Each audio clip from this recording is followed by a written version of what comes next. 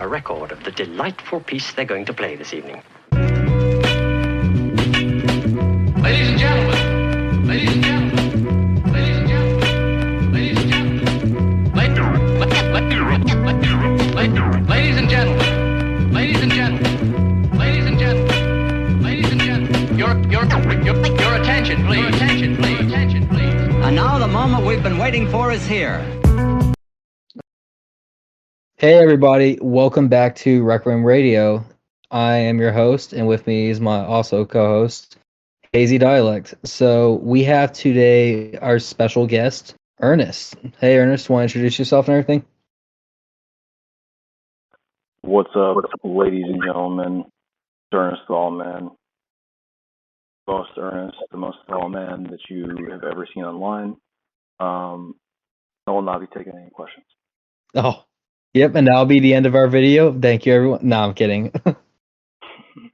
Yeah, glad to have you on, man. It's good for you to be here. It's good to talk to you again.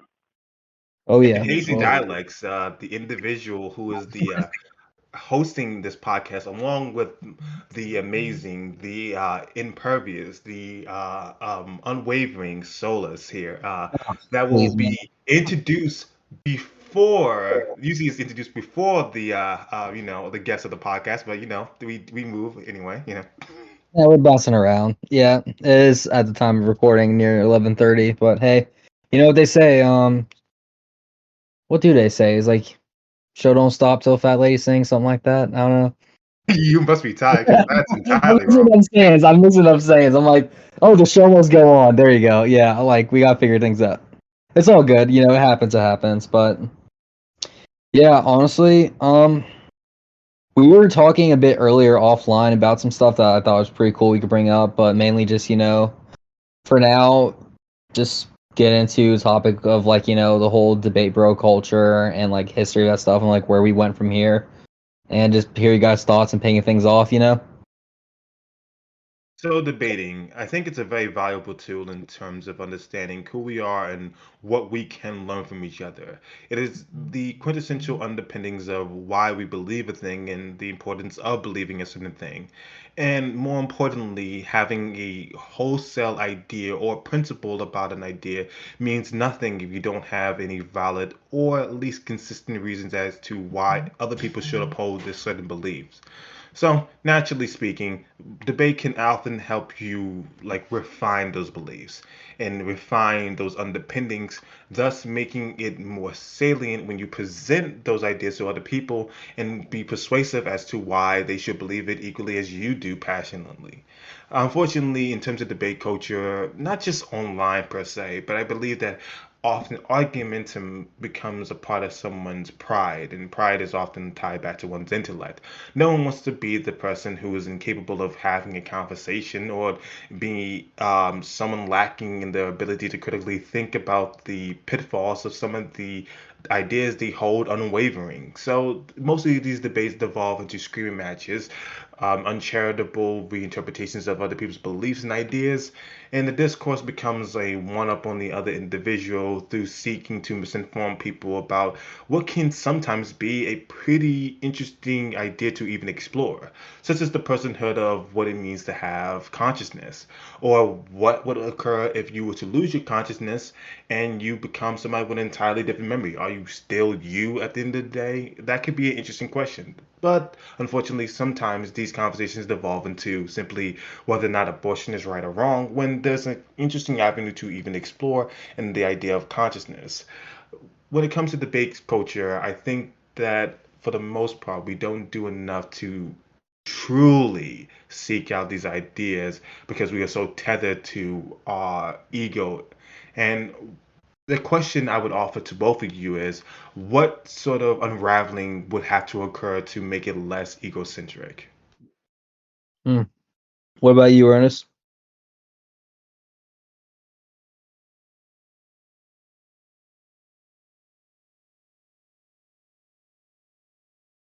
Having mic issues right now. No, not. However,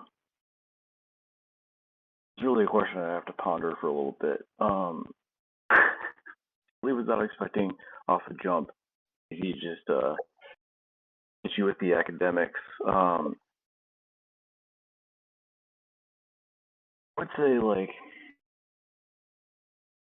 you have to identify like what the real problem is before we can actually discover what like if any solutions exist to it.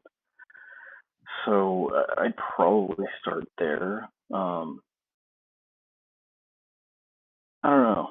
I mean, maybe just to kick it off, get the ball rolling. I'm assuming you have thoughts on this, Hazy. So, where would you go with it? Typically, I think one of the biggest problems in arriving egoism is trying to find a way in which we can inspire one another to be less embarrassed about changing one's mind. I think the humility can be unraveled when people the ego and the ego can definitely dissipate when people feel as less as though there's a humility, this humiliation that comes from simply changing one's mind.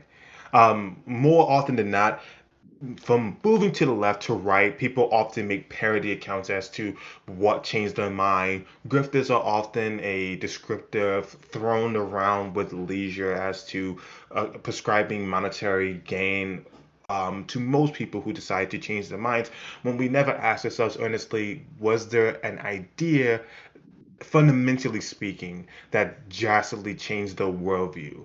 For example, philosophy is something that is similar in that regard, in which there is an implicit worldview, or at least an implicit buy-in that is necessary to substantiate almost everything that exists within that worldview. Foucault's like The Power of Sex is a very interesting book that I read as of recently that really spoke about the biological necessity that we all like have within ourselves, and how the obfuscation of that ability to procreate and to have sex can often lead us to have a lack of understanding and an animosity amongst ourselves in terms of culture, and the ability to speak about this unfeathered in more of a cogent manner leads to a more healed society. But the implicit buy-in is the idea that society understands sex in this manner. Bringing it back to the conversation that I was bringing it back to the conversation earlier, what I'm just trying to get across here is that people don't understand that these implicit buy-ins exist in most belief systems, whether you're conservative, libertarian, what have you. And sometimes that unraveling of that implicit buy-in is something that people don't examine. Rather, they mostly look at it as a cultural buy-in or like a group buy-in, because people don't want to be the outsider looking in for the most part. You get admiration, you get acceptance from a lot of people for taking up beliefs that might be extreme to some degree, but it strongly reinforces the larger group outside looking in. Like you could say, hey, this is extreme position, but it's more solidifying conservative beliefs or democratic beliefs, what have you. But again, I think the one thing that really people need to do is kind of detach it from um, the unwillingness to realize that people can change their mind, and also proposing better reasons for people to understand that hey, people do change their minds in earnest. That's one factor of all of this, and the second one is reframing from making it humiliating for someone to change their mind, because often enough people will take up more absurd positions because the in group will validate them, while the out group will probably see the flaws in their reasoning, but there's no benefit for that individual in question to ever change their mind, because to do so to the out group means that they will get flogged, like publicly speaking. So those are like the two things I think that can help like at least amend or like quell egotism in terms of like political debate or debates in any confine, what have you. At least, and that's what how I perceive it as. So, do you have anything in terms of how we would, you know, men ego men egoism in terms of like political debate and people changing their minds? Yeah, I feel like definitely that a lot of times, especially debate culture, the art form and practice of debate is seen as like, almost arbiter to someone's intelligence on a given topic. So And that could also be a downfall a lot of times because you have people who are wired thinking, like the debate me bros, like, oh, if you can't debate me in this topic, that means you don't know what you're talking about, or, therefore I know more than you, or your position is just inherently wrong. But there's just some people that aren't doing debates. Like, I'm not. You could there could be people who argue like, yeah, veganism or moral veganism has zero contradictions. It's the most bulletproof debate logic. But you go down to like a farmer's market, something like an area where people are like, hey, I'm just a rural farmer. This is what been doing for a living for decades. And you try to tell him like, hey man, debate me on like, farming ethics or like that's he's gonna look at you weird like I don't want to. And it's like it's not that the guy's wrong, it's just that like, this is the way his life. You're not changing his mind on his given topic, like over this. It's like some people it clicks differently, and I feel like through like policy settings it's very good. And a lot of it, though, I feel is more in tune for a given subject of like, let's say, hey, this is a group of people's specialty. People in that in group are listening into this, so they're educated enough to understand what's going on. Like, example, if there's like a debate between, let's say, morality between nuclear physicists on like, can we develop like a bigger bomb or not, and stuff like that. That could be more leaning into scientific lens, if that makes any sense, where that'd be more engaging for them.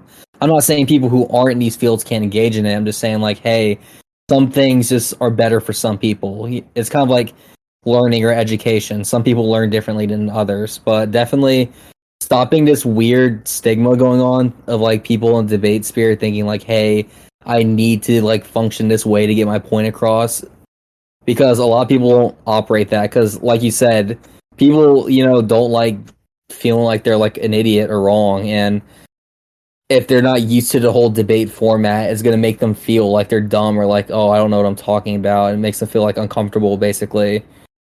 And like you're not going to change their mind if you're just doing that, like you're like trying to get like dunking points on someone. But yeah, that's my opinion on that. What is this like through line here regarding like, I don't know, attempting how to discard, you know, any sort of personal ego that would be involved in, I guess, like admitting you are wrong or trying to, see things from a different perspective or whatever.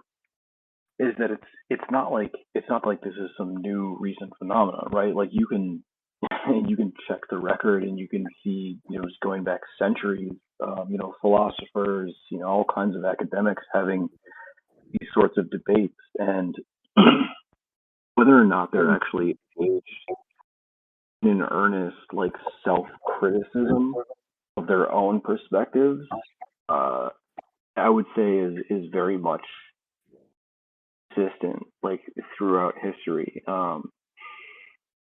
Whether that means anything for like a contemporary analysis, I'm not really sure. Whether that speaks to, I don't know, just like the nature of uh, the human mind, like digging in and just not wanting to admit when you're wrong for whatever reason. Any of the ones that you guys are mentioning, you don't want to look weak, you don't want to be perceived as being stupid, etc. I think those all play in, but there could be something else at play as well. Like, I think it's a Mark Twain quote. It's like, it's easier to fool a man than to convince him he's been fooled. I think that like very much goes to like, this point about like trying to convince someone and like tell them like, hey, no, you're wrong. Look at it from a different perspective. That's not to sound like flip about it, but like the sort of like do your own research way of getting to things. I think actually lends maybe a higher success rate than just like trying to convince someone that they're incorrect. Like leading them to the promised land and making them think that they got there all by their own, rather than just trying to direct them straight to it and beat them over the head with an ideological hammer. I do believe to some degree that does actually work a lot. Simply telling somebody that they're wrong and maybe having a discourse back and forth about that idea can definitely be beneficial. But what I found that definitely does help significantly is typically the idea that usually attempting to maximize what somebody genuinely believes to be the fundamental belief system. Because there are some fundamental beliefs that that I disagree with to some degree, but if I think that we can find some overlap in the way it can be maximized, I usually lean on that the most. Like, okay, sure. At the same time, you might say that you don't believe in the rights of some women to like vote or have the ability to be in the working market. To some degree, I would argue back that even if it's not immediately feasible, I would also say to them, I think that you're hindering your efficiency, the efficiency of your party, the Republican Party, by like taking away half of the population to be able to participate in your political project, and thus they're not going to be bought in that they don't believe that they have the same level of participation. I think you're losing a greater scale of what you desire to see in terms of the beliefs that should be enforced in society if you operate in this manner. And I believe that if you want these principles, these ideas of like, women understanding that like having families is important. I think at the same time you would need this party to do everything to maximize a society that can leverage and can lend itself to ensuring that women can have that time off to raise the children properly, and that will require that they are also buying into voting into particular politicians within the local races and runs, and that cannot be done by them simply just relegating themselves to the house and not being informed about politics and what is happening there. Even if I don't fundamentally agree with the idea, I can talk about ways that maximize it in ways that overlap with what I also believe, while not necessarily just discarding the beliefs wholesale. Which this is kind of important for some ideas. At least people can like ruminate about an idea, but it's hard for somebody to dismiss a principle outright, even if there is a compelling argument. There's an immediacy to dig your heels in because it's depending on how long you've believed a particular idea. So I do agree with what you're saying about like you can't just simply tell somebody they're wrong about an idea because that doesn't necessarily tell them what's going on, why particularly. But I think building towards a more productive um, version of the idea that might overlap with even some of your principles can be an effective way of getting across your message. That too, and you gotta also consider a lot of people have axioms that to them they're like, hey, these right here, like, this is my statement, this is my belief where I see it to be, accepted as truth as a basis of argument, stuff like that. So it's hard to get through when someone doesn't even agree with an axiom like that. Like, example, like anytime someone tries to talk morality with me or a topic of abortion, most of the time I don't really bite because I tell them, like, hey, my axiom is that, all life that's human life has intrinsic value from natural, conception to natural death. And to them, they can't, source me, bro, on that. Like, oh, yeah, source, bro, where's your belief that, life has intrinsic value and meaning? I'm like, well, there's no scientific study or like consensus on this, but this is just my axiomatic belief. Like, hey, my principle is here. This is this. If you don't agree with that, we're not going to go far in a conversation. Sorry, type thing. Which is like another thing you got to consider too going into debate, and that's why I've said it before, but it's the best approach forward to a good debate is where you see your opponent as a steel man and not a straw man, where you're looking for the best, most charitable argument for your opponent, and they're doing the same for you. Instead of you trying to like, go up against an argument that they're not even defending, you're trying to like make some like boogeyman, if you will. And I see this all the time with people who feel like they're pushing a corner. They'll start, randomly flowing around saying random things, statements, be like, oh, what about this? What about this? What about this? And the guy who they're debating is like, well, I never brought up these points, nor have I implied that I'm defending them. This is all purely in your imagination that you're making me look like I'm defending them. That is how you get a very uncharitable one. I don't feel like they're productive at all. Like, sure, if you want to say you'd win points and stuff like that, but to me, it's just childish in nature, and I don't feel like it leads to anything good.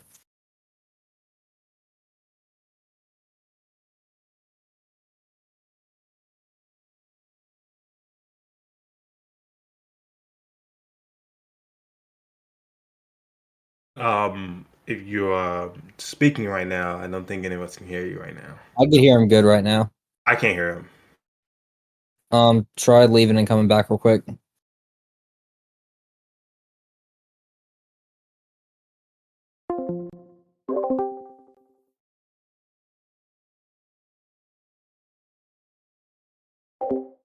Hazy, can you hear me now? Nope, still can't hear him. Hazy, try leaving and joining. I hear him fine. Hazy, you hear me now?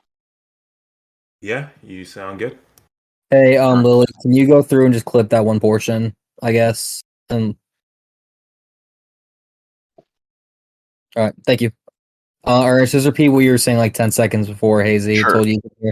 So, yeah, I'm glad you brought up the abortion topic because I think it's a good example of like something that people aren't going to ideologically move on, right? Like, if there is a staunch belief, like, for example, that life begins at conception, there isn't going to be like, any like grounds where two people who disagree can come together on that and be like, oh, okay, well, like, sure, life begins at conception, and thus I admit it's murder, and like that's fine. Like the other side's not going to be like, oh, okay, well, like I guess we've come to an understanding. Then it's just simply not going to happen. Um, Obviously, not every single time there's a disagreement that it's along those similar lines, but I do think that things just often get distilled down into, or maybe that's the wrong way to phrase it. I guess like you veer away enough from the actual point at hand to where you have devolved into, I don't know, like Arguing over semantics or definitions, basically. semantical, like it could be anything, like, and you're really just you're not getting anything out of that. I mean, as the two people who are exchanging ideas anyway. There's another thing to be said for who your potential audience is and what that means. But, even that's another conversation altogether, just because of how much content is constantly being shoved in our faces and we are constantly consuming. We're already building those ideological frameworks and foundations within ourselves, not necessarily through like any critical thought or rigorous study, simply just based on people that we like, influencers, streamers, fucking podcasters, etc. Um, it's not to say that like you can't do that, but I just think that a lot of people don't. And when they're building that ideological foundation, it's not really the most concrete. No pun intended. Especially when it leads into like dogma or dogmatic like thinking, if you will, where it's like no matter what, I will not like people who have the mindset like no matter what, I will not cede ground to my opposing viewer's side. Anything they produce, I'm gonna like laugh at or like do things like Hassan Piker's a good example. He recently did a movie review of The Sound of Freedom, and for people who don't know, it's basically a movie on human trafficking. Are there times it's a bit like on the nose, like right wing produced stuff like that, like where they do like I guess more political stuff, sure. But overall, the still premise of the movie is like, hey, it's against human trafficking, showing you how bad it is. And Hassan live streaming it, the whole movie was like peanut gallerying it, being like, oh, this is so stupid. You know, this doesn't actually happen, right? And things like that. And then there's a really heart wrenching scene where a guy basically takes a little girl to like kidnap her, and Hassan's on stream busting out laughing, being like, "There's no way, man. There's no way that happens." Which is like, to me, I feel like you're on a very high horse at that point. Like, okay, you and your golden palace, like talking down to people, but like, how do you know this doesn't happen? Like, I remember when I was in high school, like sophomore year, around like the part of town that did happen to a girl where she was basically abducted and nearly thrown in a van, but her mother was outside waiting for her, and this was outside like a densely populated mall, and she was able to stop the guy. Like there's instances where these things do happen. I think it's very disingenuous to laugh it off, not because you are, I guess, You're laughing it off not because you think it's like bad, but because you think like, oh, if I, don't do so, I'm supporting my opposing view. It's like show some empathy, if you will, maybe sometimes, or like to your opponent. And this goes back to what I said earlier, just straw man, steel man comparison. Like, don't be like the guy laughing at someone's position. Like, try to be sincere and kind and courtesy to it. Even at first you think it's ridiculous, try to look at it in like a more perspective, like okay, if I'm in this guy's shoes, basically, like how am I going to react to this type thing. I think one of the unique things that we touched upon earlier is just the idea that really being diametrically opposed in some ways. Like the fundamental, like core tenet of why somebody might hold abortion, pro-life position versus an abortion position is so like drastically different. That like, how do we reach each other? If we are attempting to change each other's minds, that's different. But if we are merely just arguing why, there's two things that could happen. One, we could be arguing as to why we believe our positions to be valid, or we could be arguing why the other position is not something that someone should hold. Because at this point, if we hold something so drastically different as if I believe in consciousness or you believe in, for instance, that life begins at conception, we are holding like fundamentally different positions to some degree.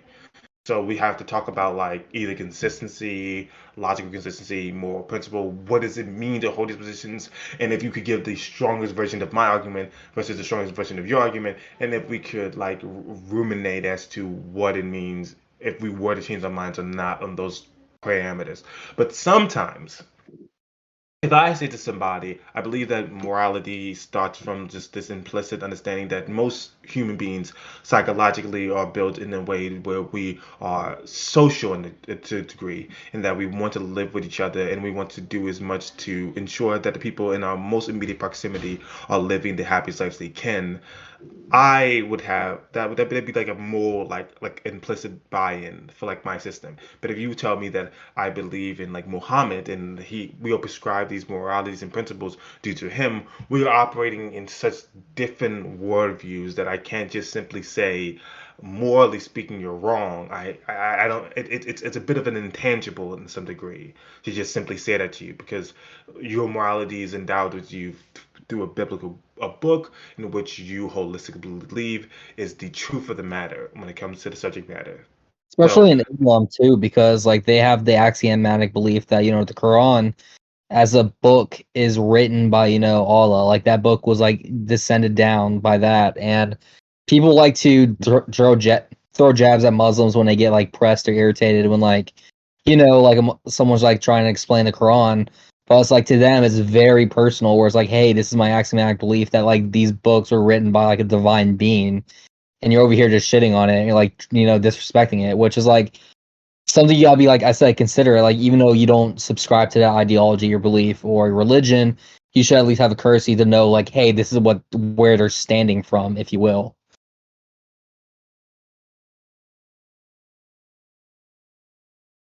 But another thing too, really quick, if you guys don't mind, like I wrote a Substack article on this, but my personal theory I've put out was just saying like, hey, I believe like why people are divided too, or not just axiomatic beliefs, but like a concept of the view of like what is human nature, and like it boils down to like is man a constrained beast or unconstrained, and in a sense you have like a spectrum of it, basically how constrained is it, and the more right-wing people believe like yes, man is constrained, as in he is more bound or fixed to do certain things than be more altruistic, if that makes any sense. So like a right-wing person would say like I don't want to support socialism or any like collective policy because I believe people would be greedy at the end of the day to protect their own or their own interest at heart.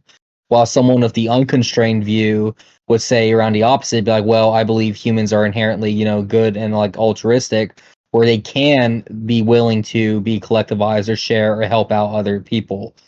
And that's just always an interesting thought process I had, and just reading through different philosophers, like their views on it. But it just boils down to even like religion as a whole. Like Christianity has, the concept of the fall or like original sin, where it's saying like, hey, man is born of sin, therefore we're always going to be flawed. And that's a view that's very constrained in nature. But I mean, I think that question really comes down to like whether original sin, like whether you take that at face value and say like that is something, just that's within all of us, that's in humanity, you can't get rid of it, is a little bit different than I think the way that people often interpret it as it's just like humans are inherently bad and sinful. I always disagreed with that, with that framing of it. But at the end of the day, like I just think it's strange that you still have like a very conservative, backline to that, like a very religious conservative, backing to that entire ideology. But like, there's of course, like atheists who would say the same thing, right? So they don't use, any religious framework to make that same argument. And I guess those people are a little bit more, they're a little bit more confusing to me and harder to read, like why they believe these things. Like, is it Like simply the Christopher Hitchens being pro-life and stuff like that. I was like, well, why? And then no, more just like if you are going to, reject religion, but you're also just going to agree with that like Western religious axiom of original sin exists, therefore man is inherently sinful and like will be driven towards sin.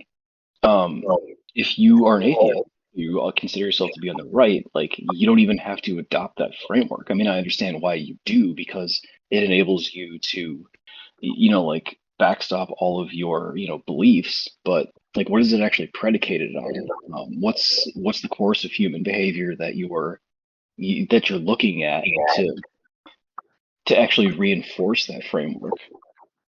that's a good point too, and it kind of leads into like of I guess objectivity and morality. And I said this a few times, but like as an atheist, like sharing a lot of sentimental views as like let's say the right wing atheist, if you will, they confuse me as well because I'm like, okay, I believe God is a source of objective morality.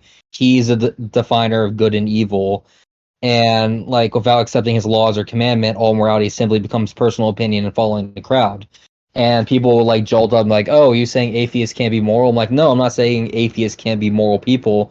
I'm just saying they're not going to have any grounds or justifications for the claims, even if they make the same claims I do, because someone's simply going to be like, you know this, but what is your justification for it?" Which they can't provide any besides it is the self or the personal experience. So I'm like, okay, if you're saying you justify your morality simply by your purely individualistic self, then my next question would be like, what's stopping someone else who's also an individual having a polar opposite view?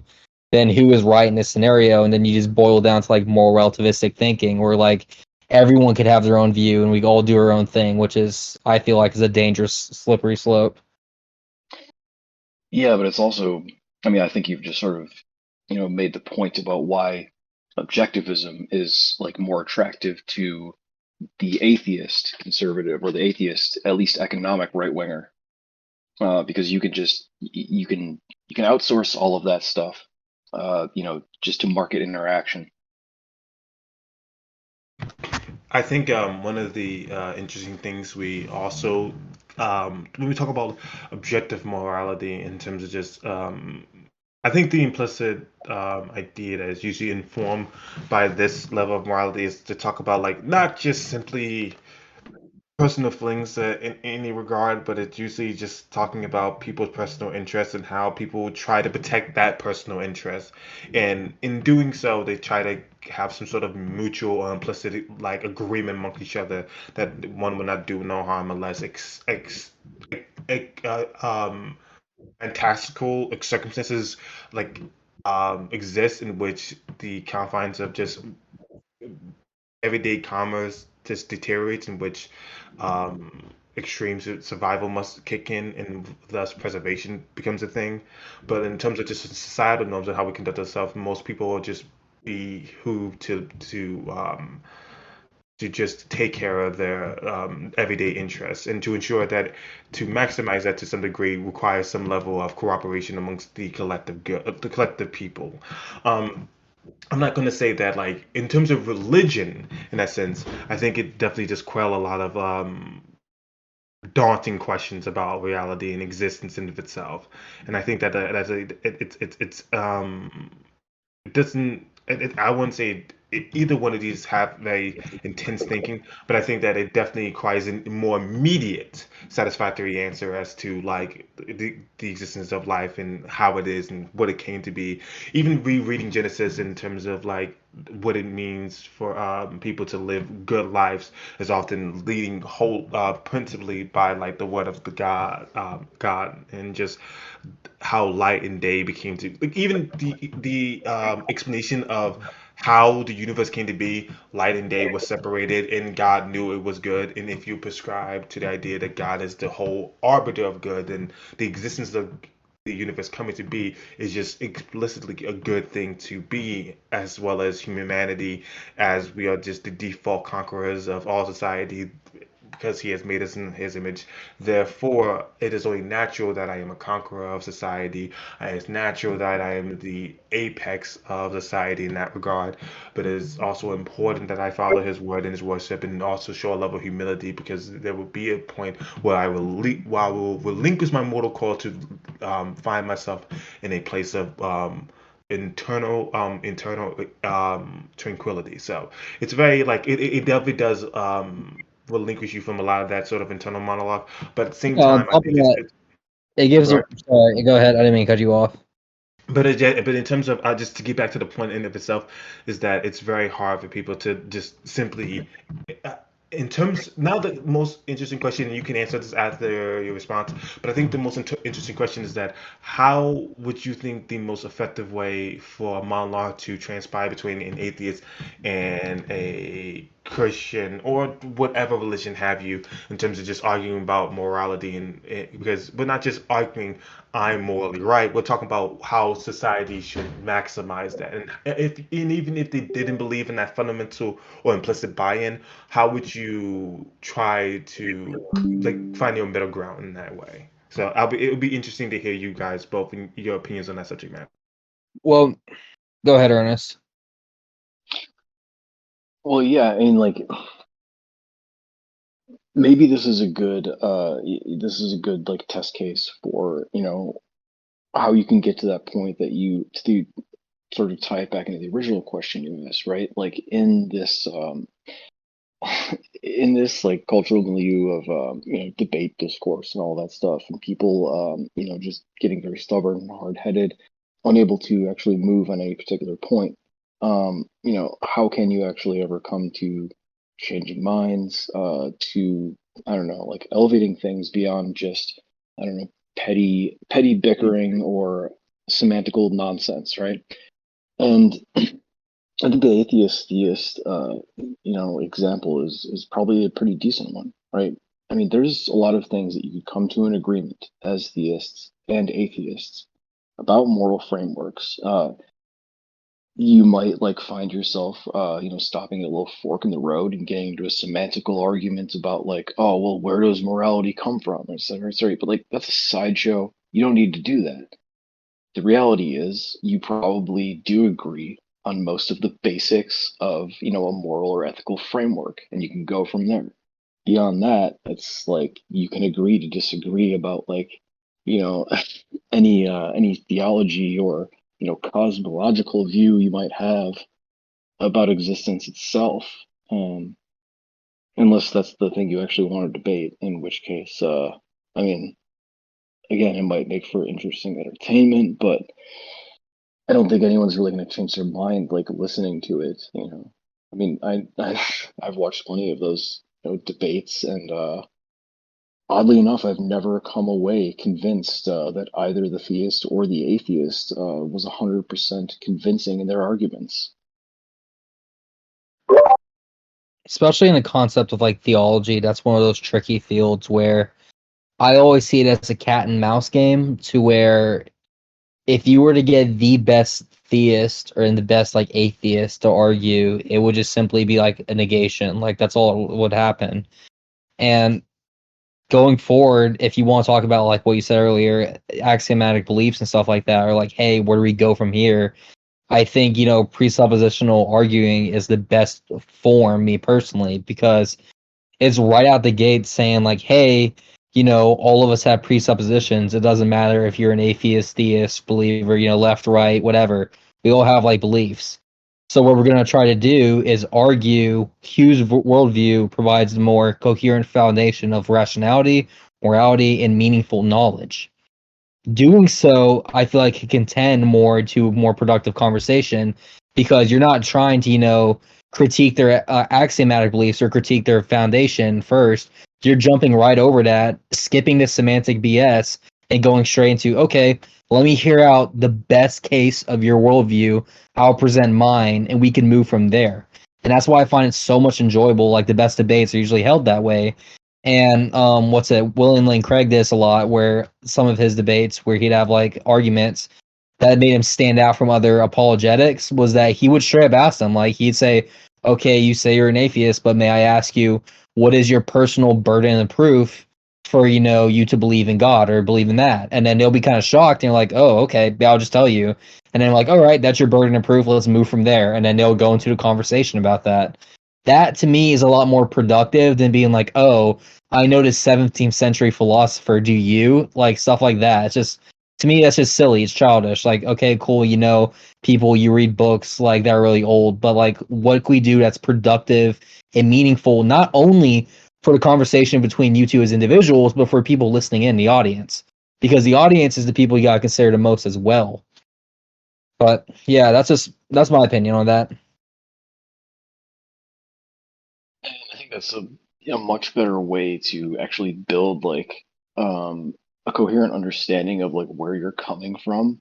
Like when you just have two, I mean, they don't even have to be polar opposite, views like theism versus atheism, for example. But once you discard the more like superfluous, aspects of whatever you're talking about, like then that's fine. You can just go from there and you can actually get to like the meat of a disagreement and maybe even use some of that common understanding, that you do have to hit on something that actually like does have meaning rather than just being like, oh, well, God exists. No, well, God doesn't exist. It's like, okay, it doesn't matter. You're not moving them on that. Like, find the area where you can actually like, I don't know, make sense. I guess like between like what you will or won't agree on, because you don't need to talk about like you're not going to move an atheist and like, oh well, like I'm basing all of my beliefs on like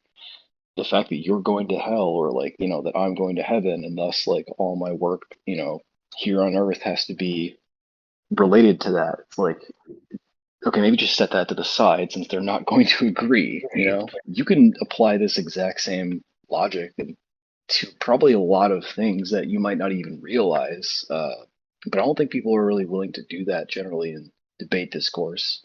I mean, one, because I think it makes it a lot less entertaining, but also because it does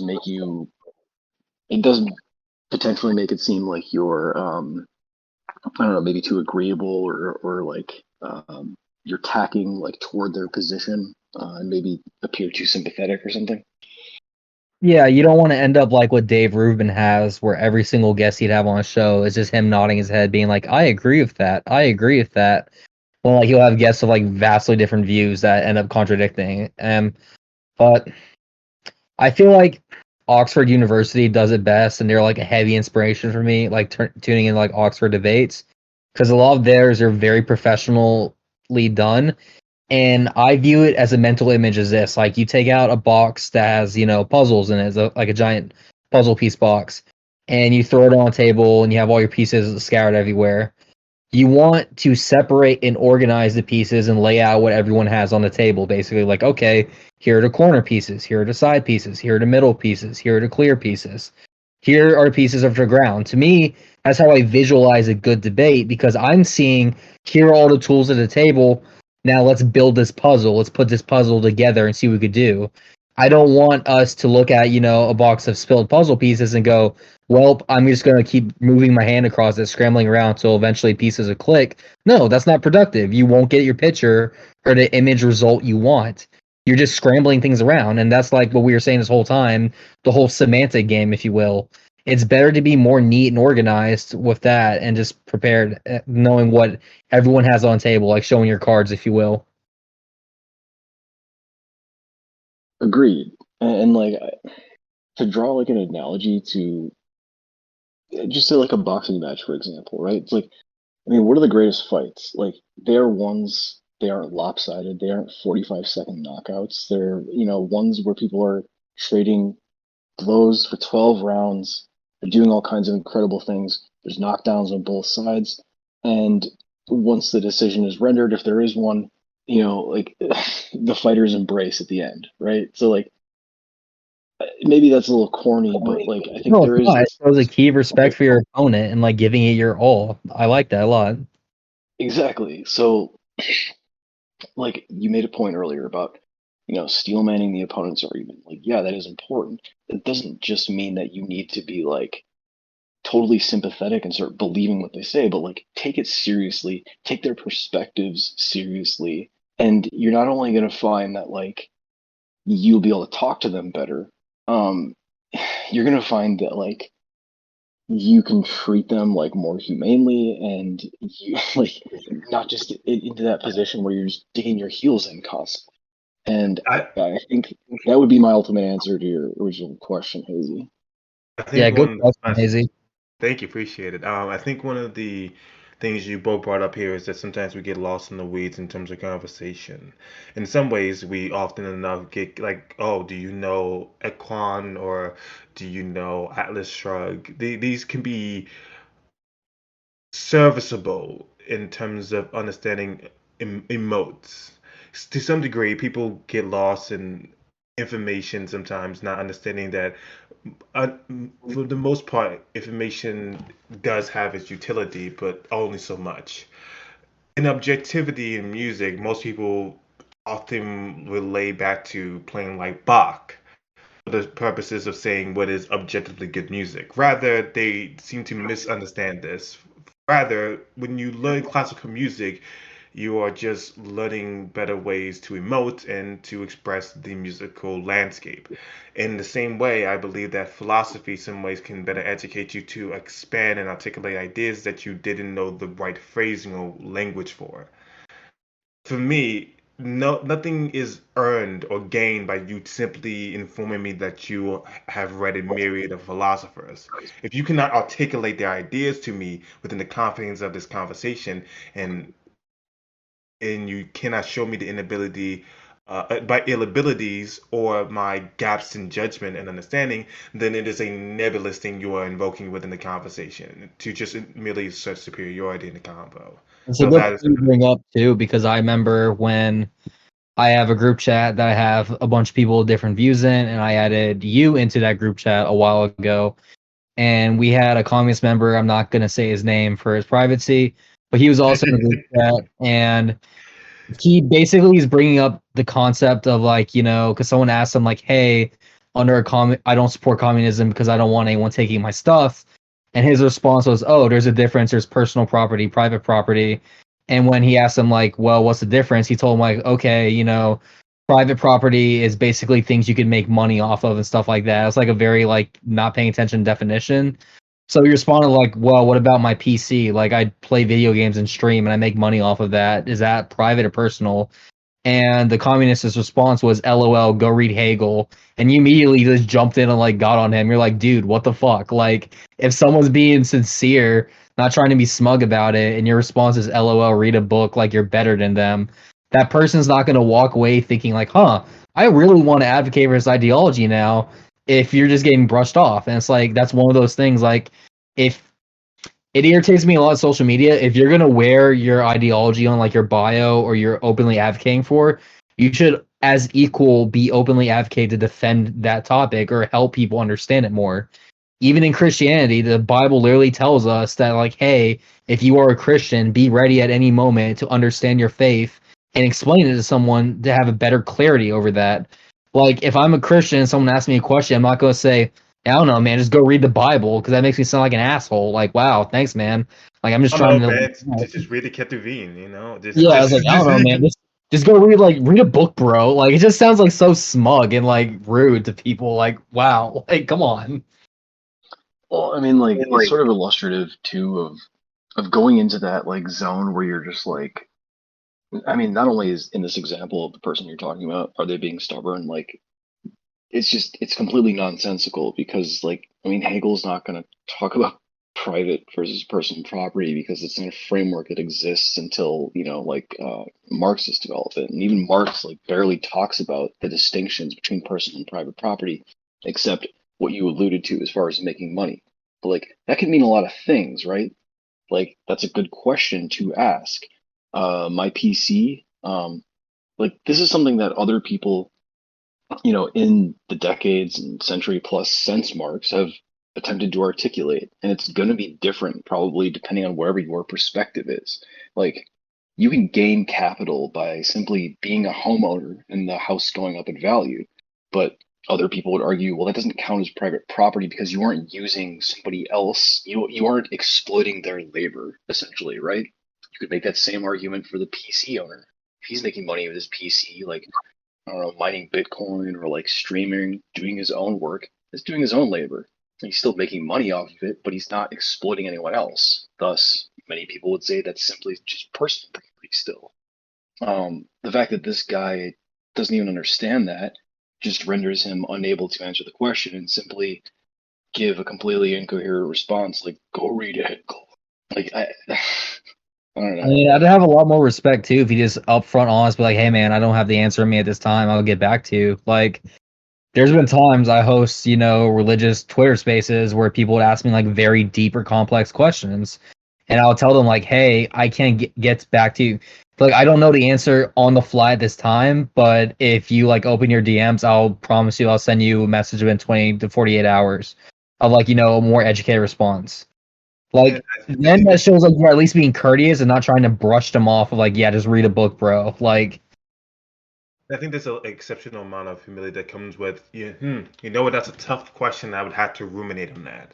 I think the inability for people just to simply say, I don't know at the moment of time is something that I think a lot of people need to educate themselves to do. To be like, I don't know at the moment of time, or if you're like a communist or communalist, I expect that you can succinctly express to me why you hold these beliefs, rather than just responding to me with a wall of text from the book you're championing right now. I'm like, okay, I'm not going to read this because this is not your interpretation of this of what the book means. yeah, I'm just anyone can reading copy the paste an book itself. article. Yeah, copy paste print. Anyone can do that. Like no, like I'm talking to you. I'm not talking to the book right now. I'm talking to you. I'm trying to ascertain your understanding of what this means. It means nothing for me to just read this, because then it assumes that I agree. As soon as I read this, I'm going to agree with it. But And that's that's a another big, thing we big forgot to presumptuous. mention too, is gish galloping. For people who don't know what gish galloping is, it's from a debater, and I think he was in the 90s or 80s. It was like something Gish was his last name, where he would have a tactic where he was notorious for shotgunning as many different wide variety points as possible in the shortest amount of time. So when it's your time, you're spending your entire section like on damage control, answering all of his questions. But eventually, you can't reach every single question. And like, let's say you get 9 out of 10 during his turn, he'd be like, "You see, my opponent couldn't answer the question I posed to him, therefore I won." And that's like a thing. Like, yeah, just shotgunning a bunch of sources at me and sending me like 50 links isn't going to change my mind. Like, I'm asking you to person, like what Hazy said. I'm not asking what this article or journalist said. I'm asking you. But But I don't know. So on the one hand, like, I agree. First of all, I think people have a hard time just simply saying, "Oh, I don't know. This is honestly, it's a little bit beyond my understanding," or even "I don't know," or "I'd have to think more about that." They don't want to do that. Um, Whatever. We could get into a variety of reasons why that's the case, but ultimately, whatever. There's there's another thing too about like when you ask someone to explain. Like, I agree. I don't like when someone just responds with, um, "It's not my job to educate you," or like, "Do your own research," or like, "Oh, lol, read a book." But at the same time, it's like I can't expect people to entertain the idea of like, you know, going into the details of like everything that they believe, because like that does take time. It is annoying, and I'm sure both of you have done this like a number of times. Sometimes you're really happy to do it, maybe, but other times you're just kind of like, all right, this is a waste of time. Like maybe I could direct you to some resources or whatever. to get a better understanding rather than me spending, an hour and a half talking about this, maybe even disagreeing or, uh, God forbid, devolving into fucking semantical arguments with you about it. But I'm just, it's just not something I'm going to do right now. I understand that as well. So it's a bit of a contradiction for me, I suppose, as far as where I come down, and when I'm going to like be in the mood to talk about any of that shit or not. A lot of it will come down to whether I feel like the questions are even being asked in good faith or not. That is true. Like you gotta consider like is this good faith or bad faith gauge? Like do you want to waste your time on it? I've had some individual basically he tried to say like oh you're right wing libertarian. What's your opinion on Rothbard and like CP and like slavery? I'm like well I could cite you a book right here. I'll put a passage in and I'll tell you my personal opinion what he meant on that of him being like hey slavery in all systems is immoral because it's used stripping the individual of his rights and like natural given rights. And then like CP stuff, he never mentioned that once in any of his literature. Could you like show me where you're getting that from? And his response was, "Oh, it's out there. I just don't have it on me now." But he defends it. I'm like, "Yeah, but you don't. You're obviously vindictive against my ideology. And you don't support it. I do support this ideology, and I try my best to like research into it. And I've never heard once like anything like that damning against the person I'm basically believing in, like listening to his like works. Like, yeah, I agree with this. And I was trying to get at him, but the whole conversation with him be like, nah, it exists, but I just not going to show you. And I'm like, okay, this is a bad faith conversation. He's not here because he's genuinely curious about opinion. He just thought he could get a gotcha over me, but I knew like what this was. I wasn't gonna like buckle under it. I understand the problem of like not being able to constantly have to articulate like the Bible of everything you stand and everywhere you're grounded on. I just think it's very important in some confines in which the it's vital to ensure people that you do understand what you're advocating for, that like you have some knowledge, especially if it's paramount to the core of what we're discussing. Like if I was to say something to the effect of um, Abraham Lincoln and slavery. If I was to speak to some confines about legislative acts or what he planned to do to ensure that black people had their independence and sovereignty in the land and how to rebuild the land after the separation of the South, I would rather than just simply say these things, I would point to quotes as well to substantiate like, hey, this person is more in line with what I'm saying. Of course, these are moments where providing a quote is apropos. But if I was to say something to the effect of, Abraham Lincoln agreed with me, and it's so obvious if you just Google these aspects of his character. It's like, okay, I don't know if that proves me anything, or like it shows a demonstration that you understand what you're talking about. And this is different from philosophy because I feel as though philosophy, someone can just cite me a wall of text. And if it were an argument about something and it were in disagreement, me simply reading it doesn't mean I'm going to automatically agree with what the text says. Like, I'm asking you your persuasive argument as to why this is a good thing for me to like could like look into or just that's why I think if you're going to be an effective advocate for a particular belief, there is absolutely going to be books you're going to be referring to people. But in terms of like the digital age and how we're going to keep giving people bite-sized information, I don't think it makes any sense for leftists in general to present people the wall of text of information. And someone's just like, all right, especially if like most philosophy books have those introductory statements, those like most philosophy books have those parts where they try to persuade you on the implicit buy-in that's necessary, the presumption that is required in order to everything else to work out. But usually in some books, people just are quoting you something that is so dense within the book itself that like you don't know how to meaningfully engage with what they've cited you. So like I don't know what to make of this, like in terms of like what you're talking about. So again, I think that it's fine to be an advocate of any of these beliefs per se, but I just think that it shows your effectiveness to discuss these ideas just beyond simply reiterating the word of the passage. So yeah, I understand what you're saying about like people and inability to talk about these ideas. I just think that sometimes it's very important in terms of debate and exercising your knowledge of these subject matters. Overall, though, I feel like it's a good thing because, like, I always view people's ideologies as being like kind of like a portion of them because I'm thinking to myself like, what works in your head where you see this as being good? You know, what it explains more about you as a person almost. And I'm not saying it as like a snarky thing or a bad thing. I just think humans are cool like that. Like, wow, like you're able to like find this thing and be passionate enough to like read into this or like study it more and learn about it. Like, I think that's cool. And people could hate me for saying like, oh, what about X ideology or like Y ideology? And I'm like, well, I don't agree with everything, and I'm sure there's some I'd strongly advocate against, but at least I get tip my hat off if I see someone who's genuinely trying it or like compassionate about something. Like even if it's something I don't understand or agree with at all. But Yeah, and there's something to be said about like dropping a source, and then expecting someone to read it and expect them to come to the same conclusions as you did, like when you read it, right? Because maybe you picked up that book, that philosophy text, and you're already in alignment with whatever the author is discussing. Maybe you didn't, but like more than likely there was something that attracted you to it. If someone who is already like having ideological disagreement with you is recommending you something, like you're going to read that text from a totally different perspective, obviously.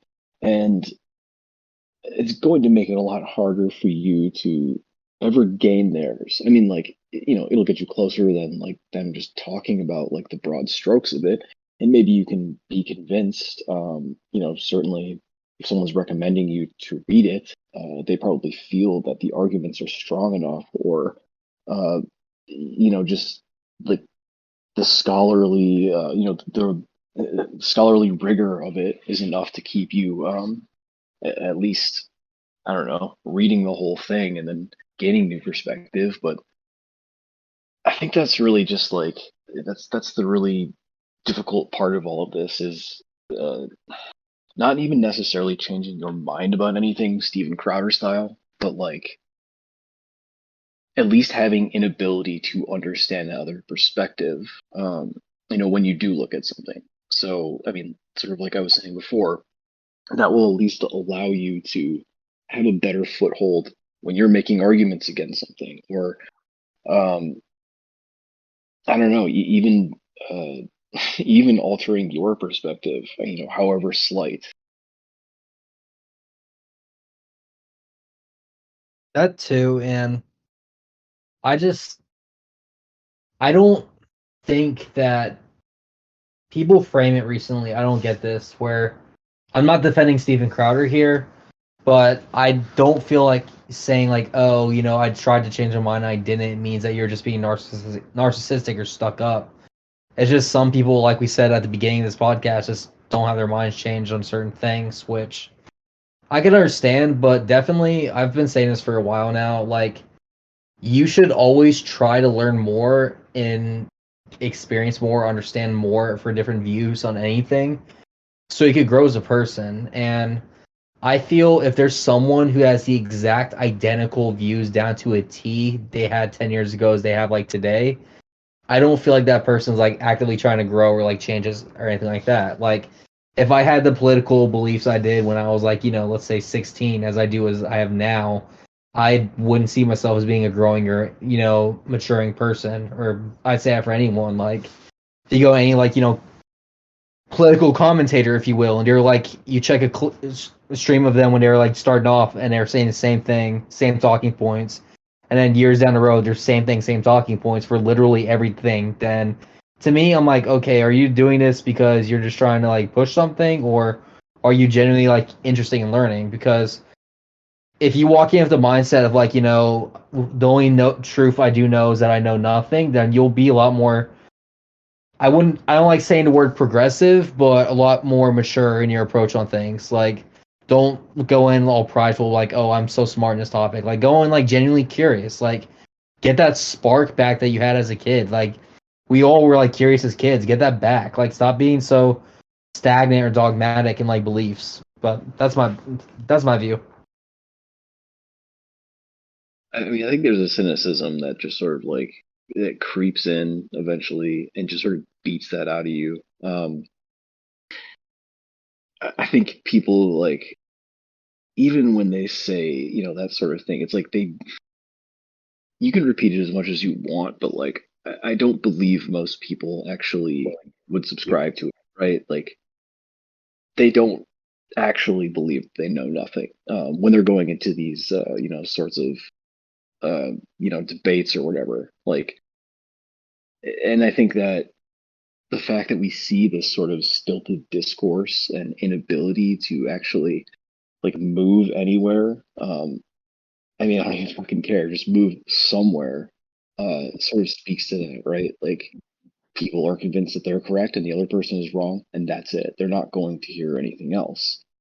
Um, so I don't know. Like I guess like really what we're talking about here is how to break out of that, and I guess you gotta actually make that a core of what you like think about yourself and the way you perceive things. Instead of just saying it, repeating the mantra like, no, I actually, I'm super humble. I know nothing. No, you actually have to like, you have to internalize that for real. Um, but I don't think that most people are willing to do that, which, I mean, fair enough. I'm sure I'm guilty of that as well. I think the biggest thing is often it can be enticing and enticing for some people to see ideas as an unmovable obelisk, as a something that has never changed or altered throughout the years of its existence. Like for some people, people might look at Ben Shapiro as has he meaningfully ever decided to push himself in terms of like conversations or discourse when it comes to trans issues on these subject matters? Or has he gone against somebody who even has a modicum of actual debate prowess in which they could push it meaningful on these subject matters? Many people may look at that and go, "Well, this person is unwilling to change his minds about anything, and it's unreasonable to even look towards him as a reasonable voice." But at the same time, someone can look at that person and say, "Look at that person unwilling to change his mind." Because he is so strongly held to his beliefs, and look at that and from that lens of conflict, of being unwavering and unfeathering. Because to some people, unwavering is the same thing as being very sound and strong in your beliefs to some degree.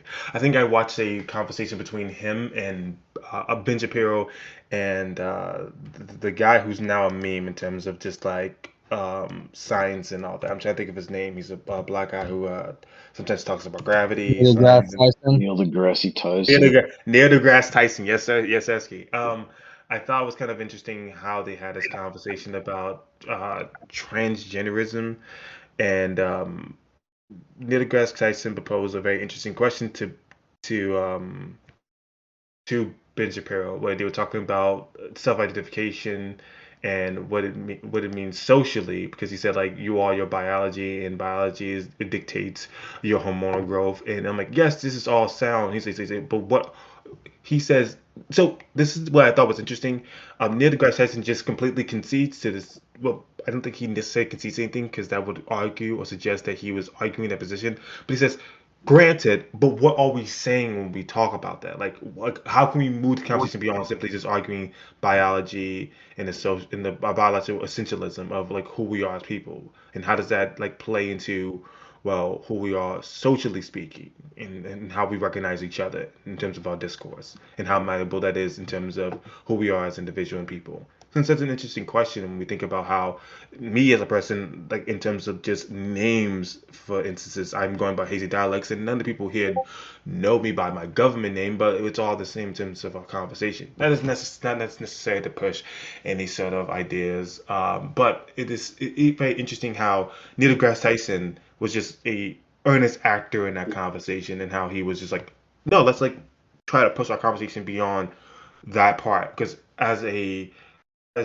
physicist, as he loves to propose to everyone, I'm a physicist. You gotta understand this. Like, I love Neil deGrasse Tyson. Sometimes he's a very interesting person to talk to, but sometimes when he talks about stuff, he just like, I feel like we've gone so far away from um what we were actually talking about that it kind of like became such a bigger scope. But in terms of Ben Shapiro, I would say that it was interesting to watch him kind of go back to these talking points, which showed to some degree that he wasn't really like engaging as earnestly as Neil was, and it was kind of just in these confines of like reiterating similar points. Now he's changed a modicum of some of his beliefs in terms of like like names and all that. Not pronouns, but names. He's like okay with, but pronouns is like a different conversation for him. Whatever. But I do still think that it's very interesting to like look at it from that different perspective. The only reason why I brought this up is just how some people look at a constant as a sign of strength and social grouping and how we deal with politics that often leads people to go, oh, that's evidence of how like compelling their beliefs are because they've been reiterating the same thing for such a long period of time. So um but at the same time, I think we've all noticed that a lot of bastions of political arguments or even just political figures don't really engage like the most popular who have constantly been making content on each other for years on end never like are ever in a debate sphere, which not only would it be obviously entertaining to have seen, but it would have been really interesting to see these roads cross in a lot of ways. And if you all of you have noticed recently, I think it was the Surfs who went on Tim Pool's podcast, and I feel like Soul is going to get kicked out of this. Now, Surf said it should be permitted that a woman is able to get a 9-month abortion, but he also caveated that it doesn't happen and it never occurs. But you kind of implicitly like agreeing to the idea that it would be okay if it did occur. You know what I'm saying? So then Tim Pool asked this one question. He said, "What if a woman is actively doing meth while she's pregnant?" And the Surf's host said, "I would be opposed to that." And Tim Pool asked him, "Well," and he said, "Well, that's actively killing a child." I'm like, "How did you just what? What? How did?" Mental gymnastics. That's like you do realize that's like what every like this is the that's why I think it's very important to have those sort of conversations because if you've been following the source for all this time and that's like they run into the wall that easily in a conversation, you go, what the fuck have you been doing this entire time? Like, how is that something that you get stomped on? You say, because it's killing, because it's consciously killing a child.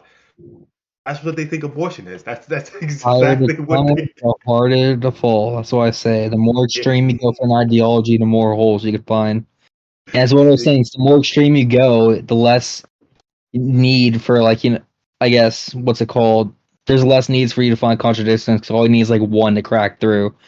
And you could go through even for something like if someone says this claim is absolute, that means you're saying my burden of proof is just to find one.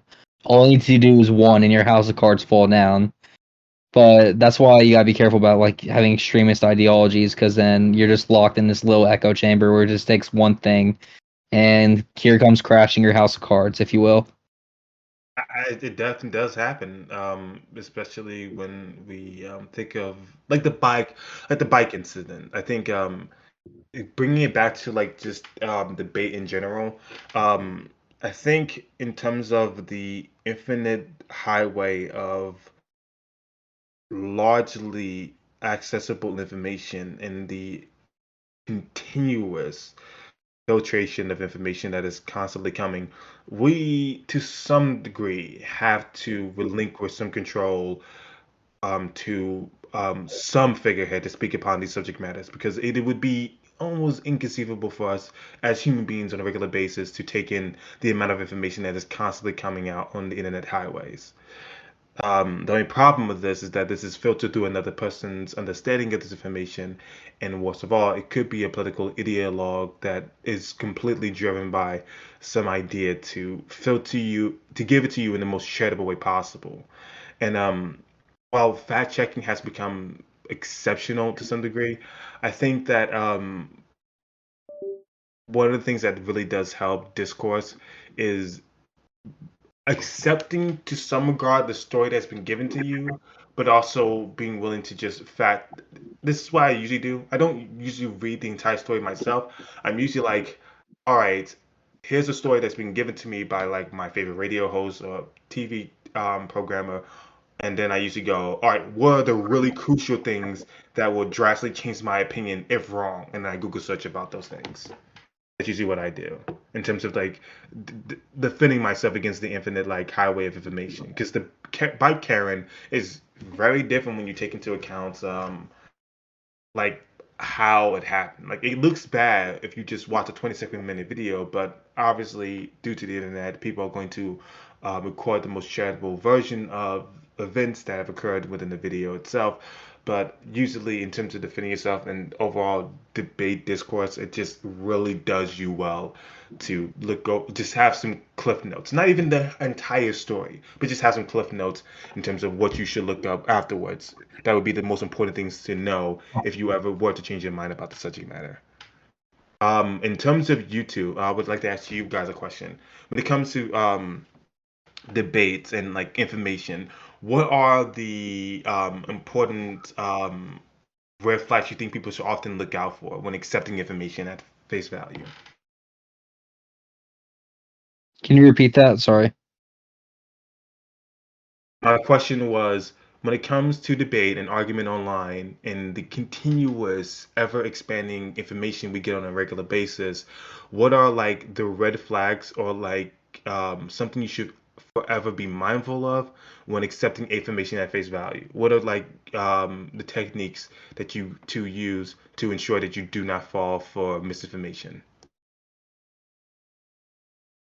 There's a what's it called? Trying to remember. There's a name of a website I've been using a lot that's been helping. Oh, it's allsides.com. I know it sounds cheesy, but I literally would if there's like brand new information, I try my best when I can to like plug it into that like platform and it'll basically go through and it'll show you like, okay, here are the people funding this article. Here's the journalist who published it, the backstory on them. Here's what they're like, talking about like brief things to let me know like, okay, this is like a right link, left link piece, or what is the reason for such piece.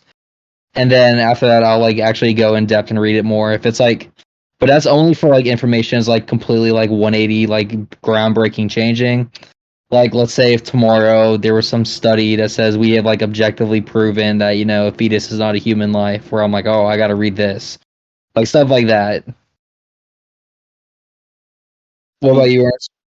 Well, like again, like that's something that like that can't be objectively proven to you, right? Because if you are someone who believes that, human life begins at conception, like then No, obviously, I was just there's using some random analogy. I didn't. there's Yeah, sorry nothing about. there's nothing to be said about it, right? Like as far as like misinformation goes or like just source checking, I mean, yeah, I agree. I agree with what Soul is saying here. Like understanding that biases are always going to exist is obviously like is pretty critical to like knowing when information should be trusted and how much, or when it should just be, simply discarded. Those things are obviously going to be an outgrowth of like what you personally believe because your standard's going to, vary depending on where you're at ideologically. But having that context is extremely important, I think, rather than what some people often default to, which is like, I want the most unbiased source or whatever. It's like, yeah, sure, you can find stuff that has less bias, but like, I don't think you're going to find any like There's no such totally thing as like. neutral, impartial observer on the vast majority of subjects. And so the most important thing you can arm yourself with is, of course, knowing exactly what their motivations are. Like you said, knowing who is funding them, knowing what their ideological background is, etc. And once you understand all that, then like I think you can much more easily contextualize what you're intaking and then put it like put it on the shelf or fucking put it in your back pocket. Do whatever you want with it. I At believe it least was you USA know. Today or the New York Times, one of those two. One of these like big publishing companies were bought out by like Elon Musk, not Elon, sorry, Jeff Bezos or Amazon. And the moment they were bought out, within a month, there was a bunch of opinion articles and pieces being like why all billionaires are great, why you should not tax the rich, why you should do all these things like that. And it just came off like, wow, like you guys are posting a lot of pro billionaire stuff like that. And even me being like libertarian supporting it, I'm like, you guys are like not looking at this critically at all. You're basically, sucking them off. Like, yeah, why it's okay for them to have this and this and this, or why this is a good thing, or like why removing paid leave days is like good. I'm like, well, this is like some really far out stuff. I'm like, what a coincidence, You guys are recently bought by Jeff Bezos, literally the guy you're writing articles in favor of. And to the point where it's like it sucks. I'm like, now I'm just questioning your credibility if you are literally getting paid to write this, basically. Well, I mean, in Bezos's defense, the only time I'm ever gonna use that fucking phrase, by the way, it's got to be awfully tempting once you buy, a quote unquote nationally renowned journalistic outlet, to start, running some cover for you. But I think the smarter play, would be to do a little more subtlety. Like the more heavy-handed it is, the more people are going to take it for exactly what it is, right? And it's when you have like an actual attempt at making things appear even-handed, and unbiased, that like people are going to get sucked in way more and not even realize it. So yeah, I understand. I understand that tendency. I think I probably would have similar feelings if I, went and bought some massive media empire. But it's probably not the most effective way to go about, I don't know, like gaining more influence or gaining more, sympathy both among the populace and, uh, perhaps even amongst, policymakers and, people who can actually alter the trajectory of your net worth if you're, in the 100 billion plus category. Bit of a weird question if either Hazy or Ernest, if you know the answer to this. I saw this guy, he posts like TikTok videos of like, I don't know, like political theory and like stuff going on today. And he had one where it was like a stat chart of like basically the ownership of all media in America. And like all of it's owned by like three or four people, like companies. Is that like true, or it'll be like, the Fox News branch and all the people branching off from Fox News is owned by like, one family. And over here, like CNN and all these groups are owned by like one company, and the group over here, like everything's owned by them. Like, where it's kind of like trying to say, like, hey, I know they pitch different things, but they're all like basically in the same team on top. Yeah, I'm not necessarily sure about that because I do believe that to some degree monopolies are very much disagreed upon, but then there's things like BlackRock as well. But there's a difference between being like a high-end investor of a company than being like the owner of said company. So I would probably have to like feather that video. The biggest problem with like a lot of conspiracy theories, Is that a bat in the background? Oh shit, he's being attacked. Yeah, Dracula got him. R.I.P. Hazy. So, my apologies. oh, go I ahead. just had to deal with my bad. Sorry. You can go. You can. Did you say you had to deal with your bat? I just had to deal with my cat. It was just my Oh, I thought cat. you said bat. I was about to say, no shit, this guy owns a bat. Like, that's so weird. It's like, let's go. No. It's like, they can't know about my coffin I sleep in at night. No one can know. I'm like, it's like, hey, Uh, Hazy, why are you only active at night, man? It's just like, Batman. All right, I'm sorry. I'm sorry. Go ahead, vitamin Aaron. D. The thing that I noticed, and I think is kind of important to really keep in mind, is that but most conspiracy theorists, there's a reason why flat Earth so can proliferate on the internet so well is because to most people who don't know certain things, it is easy to give a very convincing story about a subject matter. And when you give a convincing story about a subject matter that often relies on a lack of information or knowledge about a subject matter, then it can be the most compelling story ever. Like, I thought to myself, oh, this is going to be dumb, this is going to be stupid when I went to a flight of space. But he was asking me questions that I've never really thought about, and some of it I just kind of accepted as true. And I was like, huh. Like, okay, so if the atmosphere is moving one way, why are the clouds going this way? And it's like, okay, I can explain like certain levels of atmosphere, but then it becomes the nauseating, ask you a question until you run into something you can't answer, and then it goes, you see, that proves the earth is flat or something like that. Unless you have like a level of intimate knowledge about a certain subject matter, it's hard to just give a like an immediate rebuttal. But I think that one of the biggest things about like a lot of conspiracy theories is that it often relies on some level of fundamental misunderstanding about a subject matter. But I would then again I would have to like if you could at some point just message me the video and I probably look over it. But I Yeah, always sorry am very about fascinated dropping about that that. out of nowhere. It No, was you're a good. video You're that good. came to my mind on the topic of like news media and stuff. Yeah, yeah, I get you. What about you, Ernest? Do you know anything about that? Yeah, so like I think I'm assuming what they're referring to is like just the corporate consolidation that exists like in the media sphere.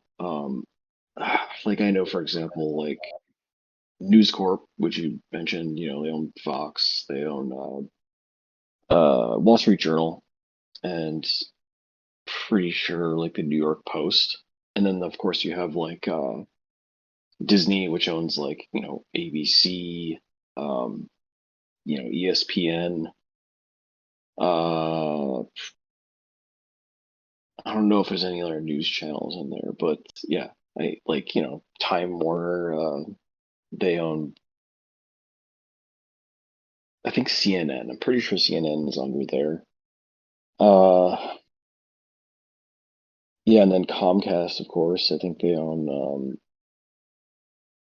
all the like the CNBC, MSNBC, all that stuff. So yeah, there is like a huge consolidation, a lot of companies that like are under some large corporate umbrella, and sure that like that's not great. But I don't know, what can you really do about it? I mean, That's here's the true. thing. Like if they're ideologically like in alignment, like okay, whatever, like you're just gonna get the same slop that you do from, the other network, right?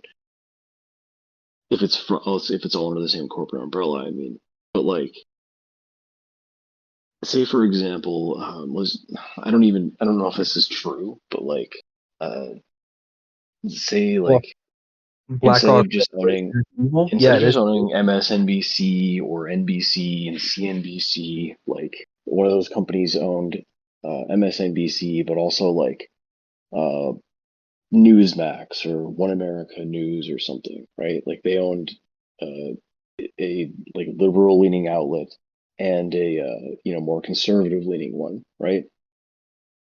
Like what would be your takeaway from that, right? Would it be like, oh well, like they're actually like this is just a psyop or something, or would it be like, well, no, I'm just recognizing that like they're trying to capture the largest possible market share, and so they're doing that by having two different networks under the same corporate umbrella, but like going to two different audiences from, just a simple like, capitalist perspective. It seems pretty understandable why they would.